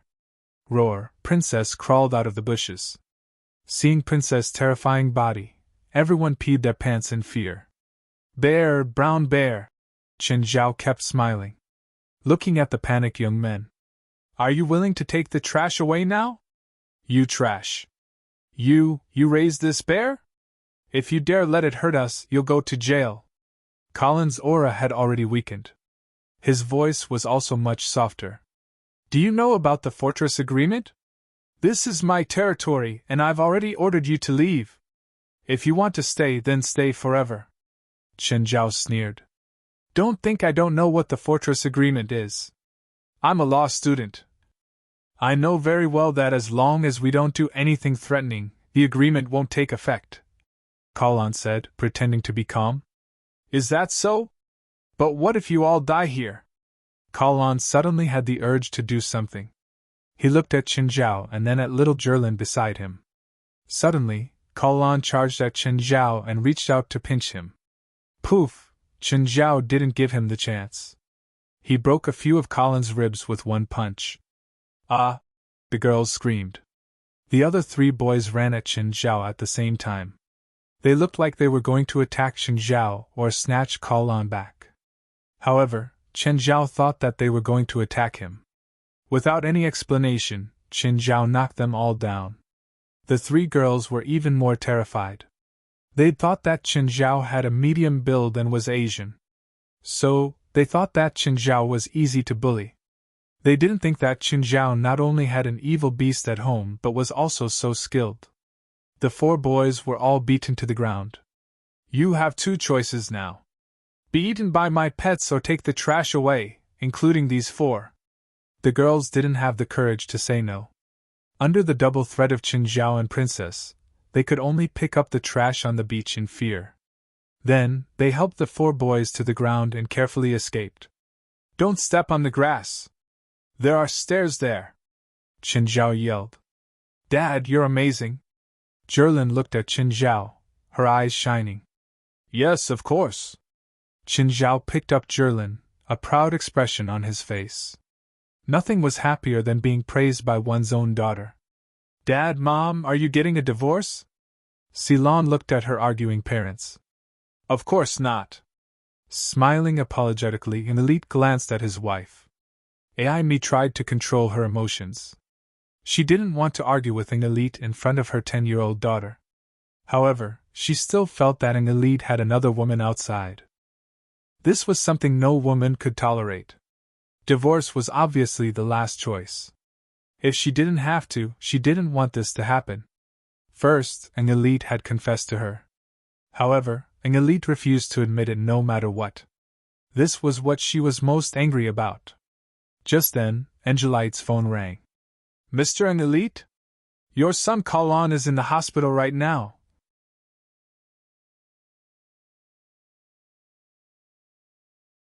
Chapter 1582. An elite froze for a moment and turned to his wife, Amy. Kellen is in the hospital. Amy took a few deep breaths. What happened? I don't know. Let's go to the hospital first. They didn't delay and Ceylon also went to the hospital.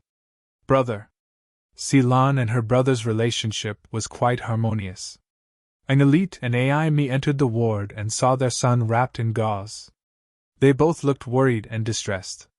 However, an elite played the role of a strict father, and immediately said, Kellen, I heard that you were beaten up by someone. What happened? What did you do outside? Amy was still worried about her son's injury. Hearing Angelite's words, she suddenly showed a bit of anger. An elite, why do you think this is Kellen's fault? Why can't someone else attack Kellen? Me, don't be unreasonable. I just want to figure out what's going on. You're saying I'm unreasonable? Why don't you say you have a woman outside? I don't. No? Then why is it that your whereabouts are always so unpredictable? Also, you lied to me that you went abroad. I have my own reasons. Angelite's tone suddenly weakened. Then explain clearly. Don't tell me you're a secret agent and can't let your family know? Amy sneered. She knew Ing Elite too well. They could be considered childhood sweethearts. When Ing Elite was in elementary school, he was bullied but didn't dare to fight back. He was cowardly and introverted. It was already unexpected that he would become an insurance salesman. In Amy's eyes, an elite had always been a cowardly man. In fact, an elite acted like that in front of his wife at home to maintain his marriage. Contrary to his personality, Amy was strong-willed and impulsive. And she was too opinionated. Even too confident. As long as it was a fact, she would take it as the truth. Between a husband and wife, one of them always needed to compromise. But now Amy was sure that an elite had an affair. What she wanted now was for an elite to confess to her. Stop arguing. Colin's mood became even more unhappy. If you want to argue, then leave my ward. Someone had broken several ribs in his chest. However, he and his friend had already made a promise. This matter must not be made public. Because they were the ones at fault. Moreover, the other party seemed to be very rich. He didn't want any trouble. Especially if he caused trouble for his family. Being beaten up by others was already depressing enough. Now, she had to listen to her parents arguing in her hospital room. This made him even more frustrated. To Colin, today was definitely the darkest day of his life. He had lost face in front of the girl he liked. Now in the hospital, and enduring the parents' quarrel. If you want to divorce, you'd better be straightforward. As soon as he said this, the wind and clouds changed color. You also think we should get a divorce? Amy looked at Colin. Wait. That's not what I meant. Colin immediately realized that he had said the wrong thing. Colin! An elite was like a volcano that was about to erupt. If you're still not awake, then you better shut up. You don't need to get involved in my business with your mother. He felt that he was the one who was wrong the most. He clearly hadn't done anything wrong. But he had to be suspected by Amy. But Amy felt that she was the one who was wrong the most. Why can't Colin say it? He's a part of the family, so he has the right, Amy said. Then are you really going to divorce me? As long as you confess, I'll consider forgiving you. I told you I didn't cheat. Damn it, I didn't cheat. An elite finally exploded. Amy's face was livid. Seems like you still don't want to confess. Fine, then you can live with that bitch. I wish you happiness. With that, Amy pulled Ceylon away. Where are you going? An elite hurriedly pulled Amy back. Ceylon and I are going to stay at my parents' for a while, Amy said. An elite hesitated and finally let go. We both need to calm down. If they continued to argue, it would only cause both sides to lose control of their emotions and worsen the situation. Plus, Amy's parents lived in San Jose, the third largest city in California. Even if they drove, it would only take a few hours. Mom, Dad, don't divorce. Ceylon looked at her parents with tears in her eyes. Amy glanced at her daughter and didn't say anything. She pulled her out of the room. An elite slumped on the chair in the room. Dad, did you really have an affair? No, I said I didn't. An elite tried his best to defend himself. But even his son. He was full of suspicion towards him. Not to mention Amy.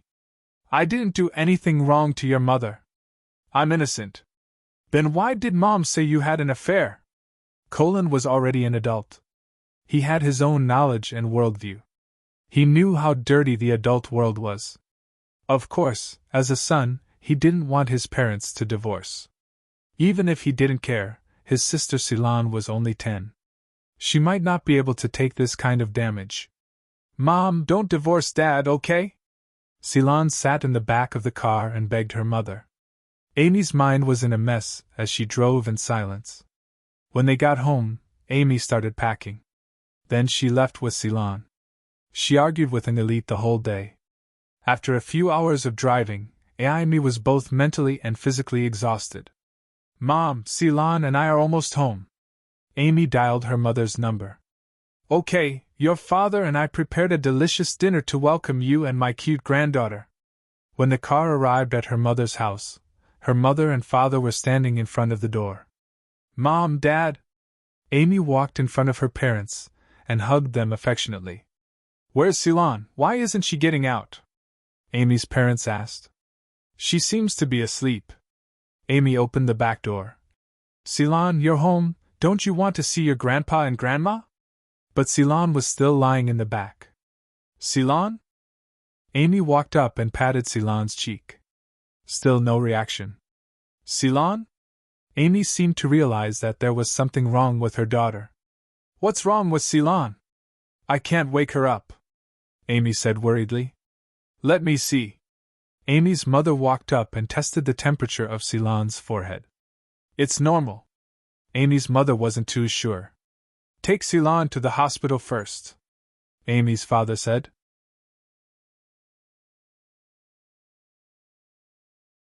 I need your help, an elite said. Give me the address. Qinzhao stopped complaining about an elite disturbing him. In San Jose, Moro Hospital. Okay, got it, Qinzhao said. I'll go to the airport now. Okay, I'll wait for you at the hospital. After hanging up, an elite heaved a long sigh of relief. In the association, Qinzhao gave everyone a reassuring feeling. It wasn't just during battles. Qinzhao also gave them a sense of security in other aspects. How is it? Did your friend agree? Yes, he's coming from LA now. An elite nodded. Amy was confused. Since when did an elite know such a friend? Judging from his expression, an elite seemed to have relaxed after the call. It seemed that an elite trusted this friend a lot.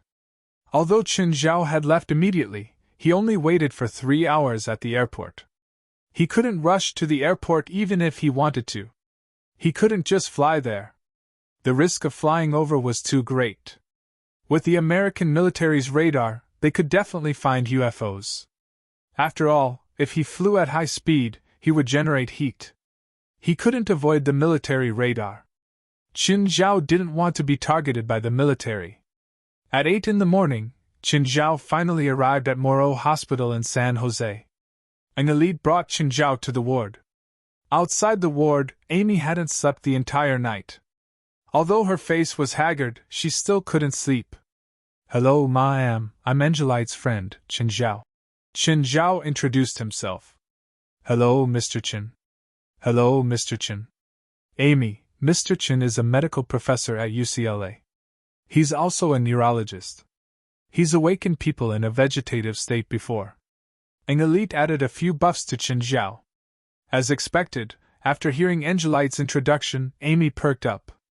Mr. Qin, thank you so much for coming. You're welcome. I'm friends with an elite, Qinzhao said, smiling. Qinzhao smiled. Take me to see your child now. Amy and an elite brought Qinzhao into the ward. When Qinzhao saw Ceylon lying on the bed, his first thought was that her soul was complete and stable. From the outside, he didn't notice anything wrong with her body. Of course, Qinzhao had already heard about Cisco's condition from an elite before this. Qinzhao went up to examine Ceylon. The situation wasn't good, because Qinzhao didn't find anything wrong with Ceylon after examining her. Amy kept looking at Qinzhao in disbelief. She wanted to hear good news from Qinzhao. After the examination, Qinzhao couldn't wait to ask about Ceylon's condition. Mr. Qin, how's my daughter? It's only a preliminary examination right now, Qinzhao said. I need to discuss it with my team. Hearing that, Angelite's heart skipped a beat. Qinzhao didn't have a medical team. Qinzhao had always been a loner. When can you give me an answer, Mr. Qin? I'll give you an answer today.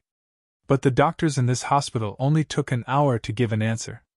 So they can't wake your daughter up, Qinzhao said. Amy froze, then she was overjoyed. Mr. Qin, are you saying that you have a way to wake my daughter up? I can only say that it's very likely, but I can't guarantee it.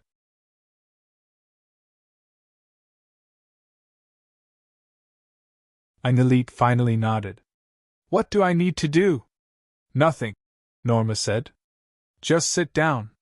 Don't resist my magic later. Qinzhao and Norma sat side by side on the chair beside the bed. Norma's magic was already activated. Qinzhao could feel Norma's magic around him. Qinzhao suddenly thought of the first time his spirit left his body. At that time, he'd been knocked to the ground by Old Turtle's punch. But compared to Old Turtle's brutal methods, Qinzhao was much gentler. Norma was much gentler.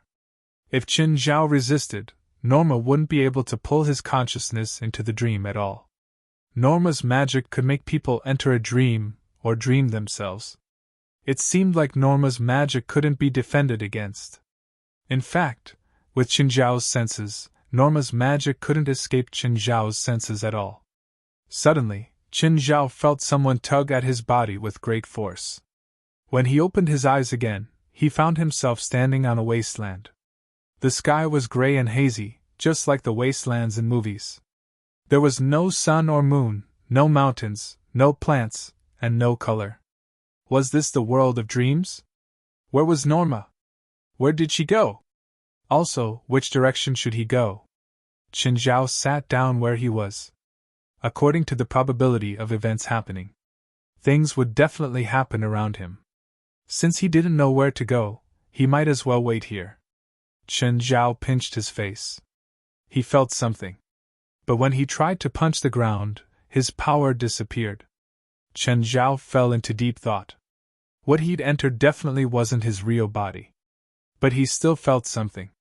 This feeling was different from the spirit leaving the body. At least, the spirit didn't have a physical body. But in the dream, it actually had a physical body.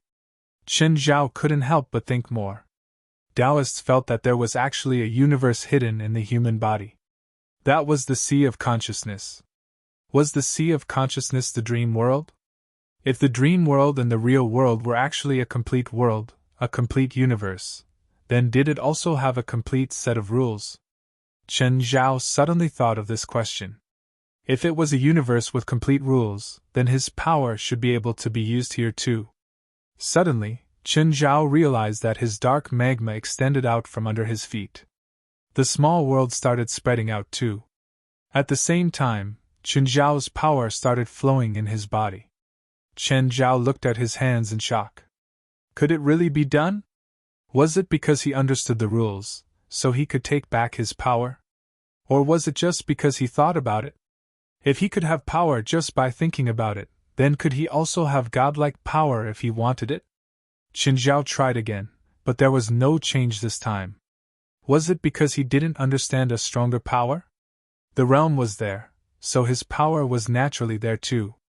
No matter which world he was in, he couldn't really have godlike power as he wished.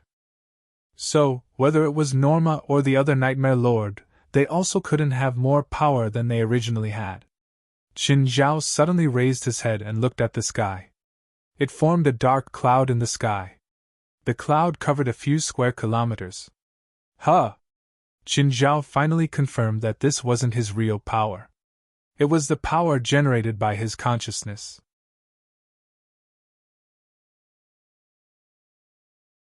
Chapter 1585. This was because the demonic domain, Darkness Descends, had actually formed here.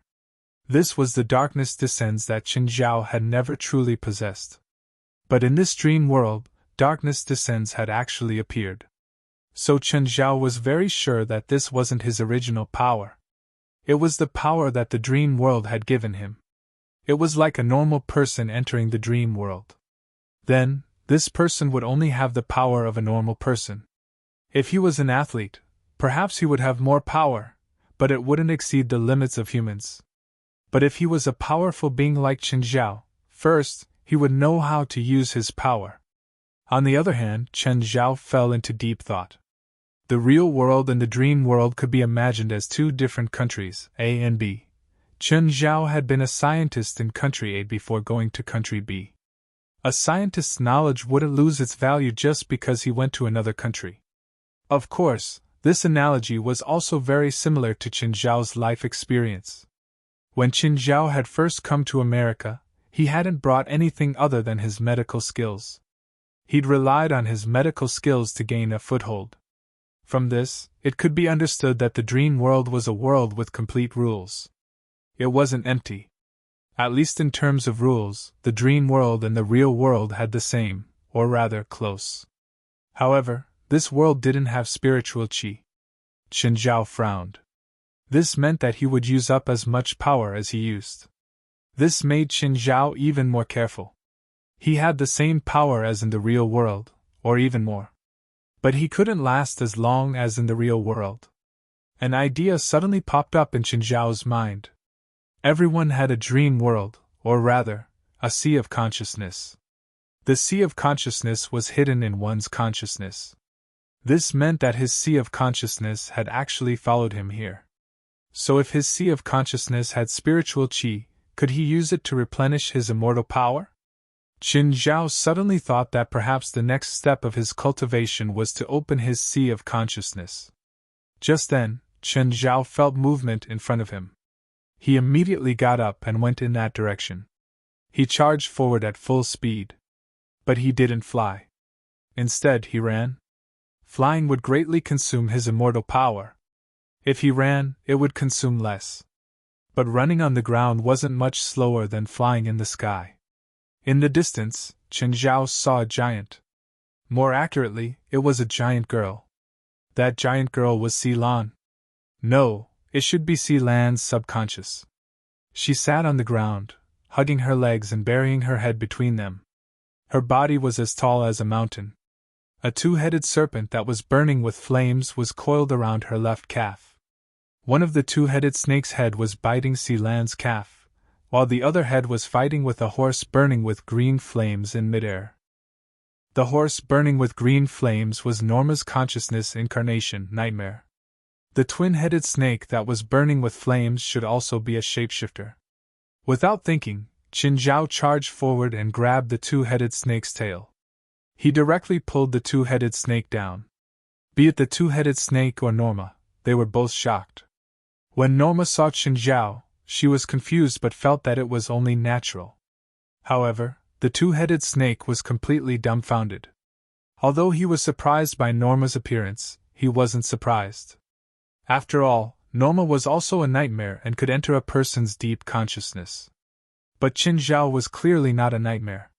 Not only did he come in, but he also displayed unbelievable power. The two-headed snake was huge, but it was nothing compared to Qin Zhao's strength. However, the two-headed snake still managed to tear off a piece of flesh from Silan's thigh.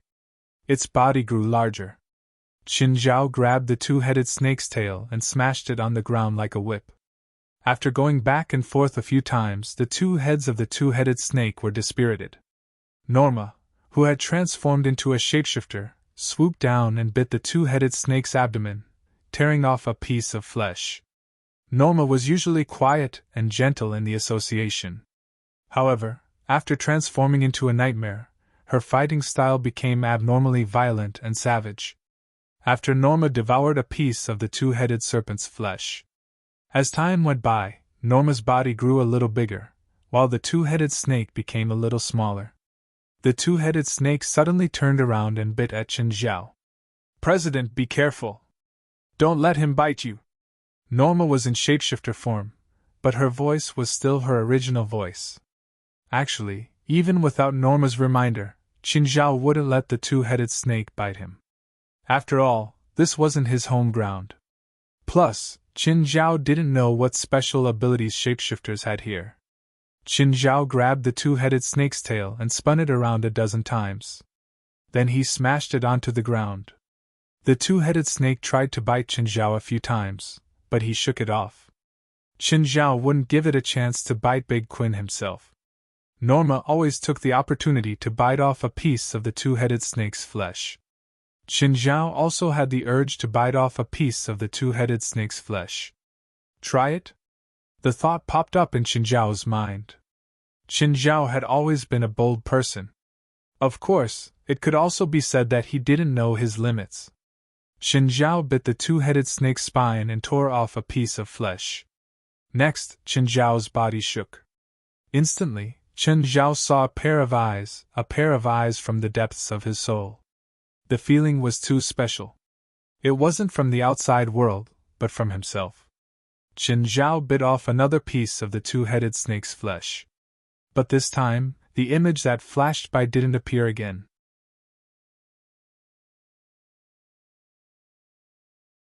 Chapter 1586. The battle ended. Under Qin Zhao and Norma's pincer attack, the two-headed snake was finally completely devoured by Norma. Norma shook and returned to her human form. President, why do you have real power in someone else's consciousness? Norma asked, confused. Can't you? Chen Zhao asked. I think I can do it, so I recovered my real power. It doesn't seem too hard in this consciousness. What? This is someone else's consciousness. How can you do it? Norma's face was filled with disbelief. Even us nightmares can't do it. Nightmares can't do it? Chen Zhao was stunned. He thought that it was just a small trick. Even a beginner, like him, could do it. Nightmares, who often entered other people's dreams, should be able to do it. But hearing Norma's words, Chen Zhao couldn't help but be confused. Whatever, he couldn't understand. Let's not think about it. Chen Zhao shook his head. Norma, do you nightmares always fight in consciousness so monotonous? Actually, if two nightmares fight in someone else's consciousness, they basically see who can control the main consciousness first. Norma pointed at Silan's consciousness.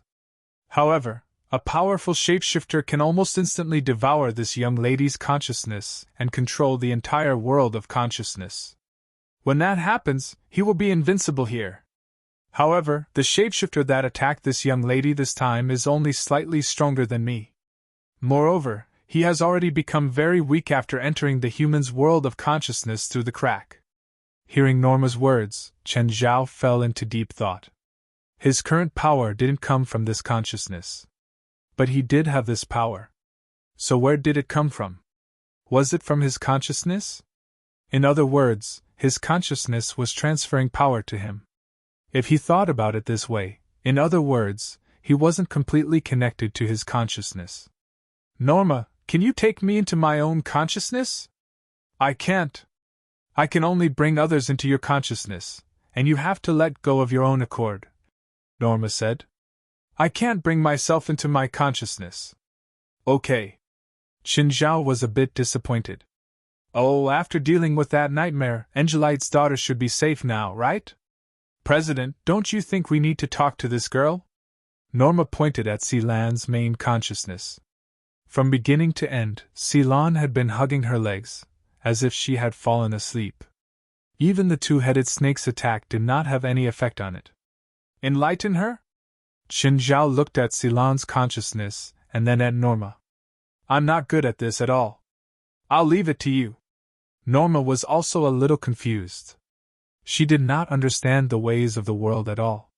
Her EQ was not necessarily higher than that of an underage girl. She was originally blind, and the only people she interacted with since she was young were the mediocre people in her family and her uncle, Louis Clallam. Later, he became a member of this supernatural organization. How would she know how to enlighten others? Guild leader, I don't know what to do. It's fine, Chen Zhao said shamelessly. You can try. Persuading children was the most troublesome.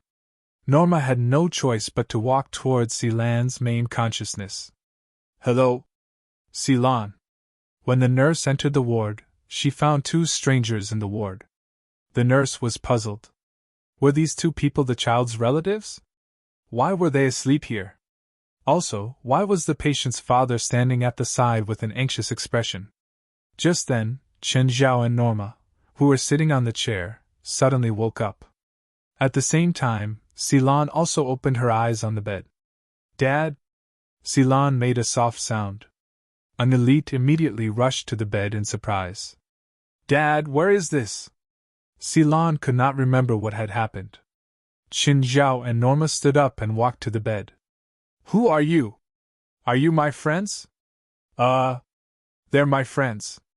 An elite looked at Chen Zhao and Norma, his eyes filled with gratitude. Chen Zhao and Norma also heaved a sigh of relief. Then the doctor came and examined Silan. An elite sent Chen Zhao and Norma to the entrance of the hospital. Guild leader Norma, thank you for your help. If not for you, I don't know what I would have done. Okay, Ang Elite, Chen Zhao said. Spend some time with your wife and child. Take care of things at home first. There was nothing big in the organization anyway, so Ang Elite had to go. So, Chen Zhao gave Ang Elite a long leave. As for the potion for your arm, I'll make it as soon as possible. Okay, guild leader. Then I won't send you and Norma off. That day, Chen Zhao and Norma flew back to Los Angeles. Chen Zhao cared a lot about what he sensed in his consciousness. Now, he was like a blind man crossing a river. He could only explore by himself. After his magic power turned into immortal power, he could only explore by himself. Although his power had increased by leaps and bounds, problems came with it. In the past, every time Chen Zhao improved, it was the growth of the system. There were precedents to follow, and Old Turtle could help too. But now, even Old Turtle could not help. In fact, Old Turtle was also in seclusion. Old Turtle said that he would enter the river map in 100 years to find him. That was a little more than a month in the real world. There were many things that Chen Zhao had to explore and explore by himself. There was also another point about what the elves had said. They were naturally close to the elements. Natural elements were actually spiritual energy in the world. Like magic power or spiritual power, they were different names in the East and West. Elves did not have magic power, but they could use their closeness to the elements. Thus, they could directly control the power of the elements. They could achieve an effect similar to elemental magic or natural magic. From a Taoist perspective, this was the state of being one with the world. Of course, elves were definitely not that strong. At least, they were not stronger than spiritualists. Chen Zhao cared more about the principle of their closeness to the elements. Dad, how's Ceylon? Much better, Elite said. I'll go to San Jose to see her, Kalon said. He and Ceylon were very close and Ceylon was also very close to him. When he heard that Ceylon was in a coma and hospitalized, he was also very worried. Can you move? I'm fine, Kalon said. Actually, he's still hurt all over. After all, a few of his ribs had been broken. He could not recover so quickly. Please remember this book's domain name, 9 Heavens Divine Emperor Mobile Version.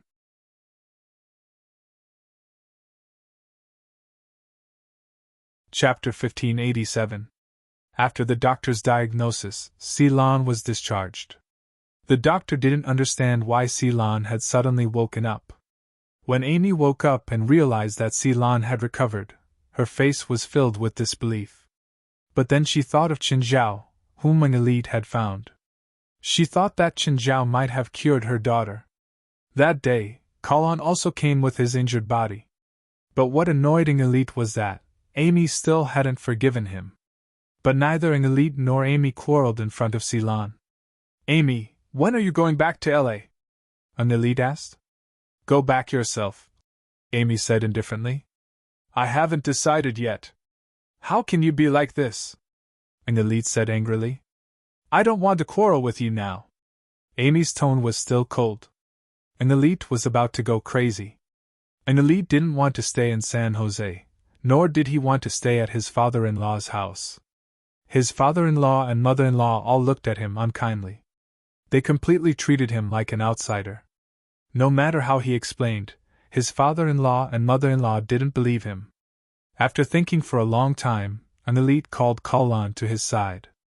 Kalon, stay at your grandparents' house and try to persuade your mother to go back. Dad? Where are you going? Where can I go? I'm going to stay in a hotel for a few days. Your grandparents don't welcome me at all. An elite was helpless too. He could only pin his hopes on his son. After all, his son was older and more reasonable. Dad, did you have an affair? I told you, I didn't. No. An elite was about to lose control. Okay. Calm down. I'll persuade Mom to go home. Kalon was worried that if he continued, his father would really go crazy. I'll stay here for a while, an elite said. Call me anytime if anything happens. Got it. An elite didn't return to L.A., mainly because he was worried that if his daughter asked about him, he would be able to appear before her immediately. Without an elite, the family was happy and harmonious. Amy's parents were very happy about the arrival of their grandson and granddaughter. They prepared a sumptuous dinner for Amy's family. No one mentioning Elite the loner. Whoosh, Colin woke up from his sleep. He realized that his whole body was covered in sweat, and his pajamas were soaked in water.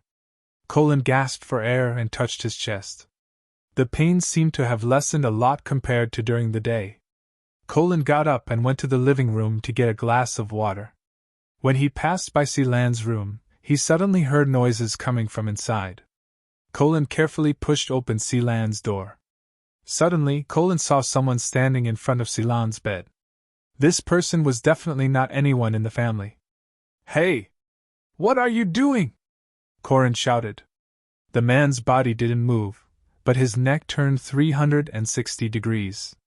Colin saw the twisted, bloody face. In that instant, all the hairs on Colin's body stood up. The figure charged towards Colin. Don't come over." Colin was so frightened that his hands and feet flailed wildly. A gust of cold wind blew past, but there was nothing. Just then, the lights in Grandpa, Grandma, and Amy's bedroom all lit up. The three of them came out of their respective bedrooms. "Colin, what are you screaming about in the middle of the night?" Colin opened his eyes again, and was stunned to see his mother and Grandpa and Grandma standing in front of him. And Seelan also got up from the bed in a daze. "Brother, what happened? Was it an illusion?" Colin's heart was full of doubts. "Are you bored, yelling in Seelan's room in the middle of the night?" Amy scolded. Colin also didn't know how to explain. "Go back to your room and sleep. How old are you already, still playing pranks?" Colin could only go back to his room dejectedly. After turning off the lights, Colin still couldn't calm down. Was it really an illusion just now? Or did he really see something unclean? Colin couldn't be sure. Colin picked up the rubber ball on the table and threw it at the wall. The moment the rubber ball bounced back, Colin suddenly saw the rubber ball slow down in midair. It was like a slow-motion scene in a movie. Colin's face was filled with doubt. What was going on? Colin raised his hand and grabbed the rubber ball lightly. Then he threw it with more force. This time, the rubber ball slowed down even more.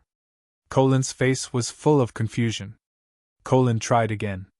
The moment the rubber ball was thrown, Colin moved his feet and appeared on the other side of the rubber ball. Colin easily caught the rubber ball in his hand. At this time, Colin finally realized the changes in himself. He seemed to have become very fast, very, very fast. Colin looked out of the house in the dark night, and threw the rubber ball outside. Then, Colin turned into a whirlwind and dashed out. When Colin found his body stirring, he could not move. He seemed to be able to escape the shackles of gravity. He could even run on roofs and run on walls. Colin easily ran a few hundred meters and caught the rubber ball easily. Colin's face was full of surprise. This change was too amazing. But running a few hundred meters like this was really tiring. Colin's stamina had always been good, and running a kilometer or two was definitely not a problem. But now, after just a few hundred meters, he actually felt very tired. Why did his body change like this? Colin couldn't figure it out no matter how much he thought about it. Colin started to test his speed in front of his grandparents' house. He found that his speed was even faster than the world's top sprinters. But he couldn't last long, and every time he finished running, he would use up a lot of stamina. After running for 2 or 3 hours, Colin finally returned to the house. "Colin, why aren't you up? It's already noon." Amy, who couldn't bear it anymore, pulled the covers off Colin and pulled him out of bed. Colin's face was full of fatigue. He had used up too much stamina last night, so much so that his body was still extremely sore. "Mom, let me sleep a bit more. I'm so sleepy." "Who told you to play a prank in the middle of the night?" Amy scolded. "Get up, your grandparents prepared lunch for you. Go wash up now." Colin got up helplessly, looking like he had just woken up. He didn't feel energetic after washing up. His body was still sore. It didn't feel good at all. When he came to the table, he heard Seelan call out softly. "Ouch!" Colin saw Seelan's glass of juice fall from her hand. Colin's hands were sharp. He moved quickly and caught the glass gently. You're tuning in to the Phoenix Nights YouTube channel. Don't forget to subscribe and join us on this journey to catch the most captivating stories.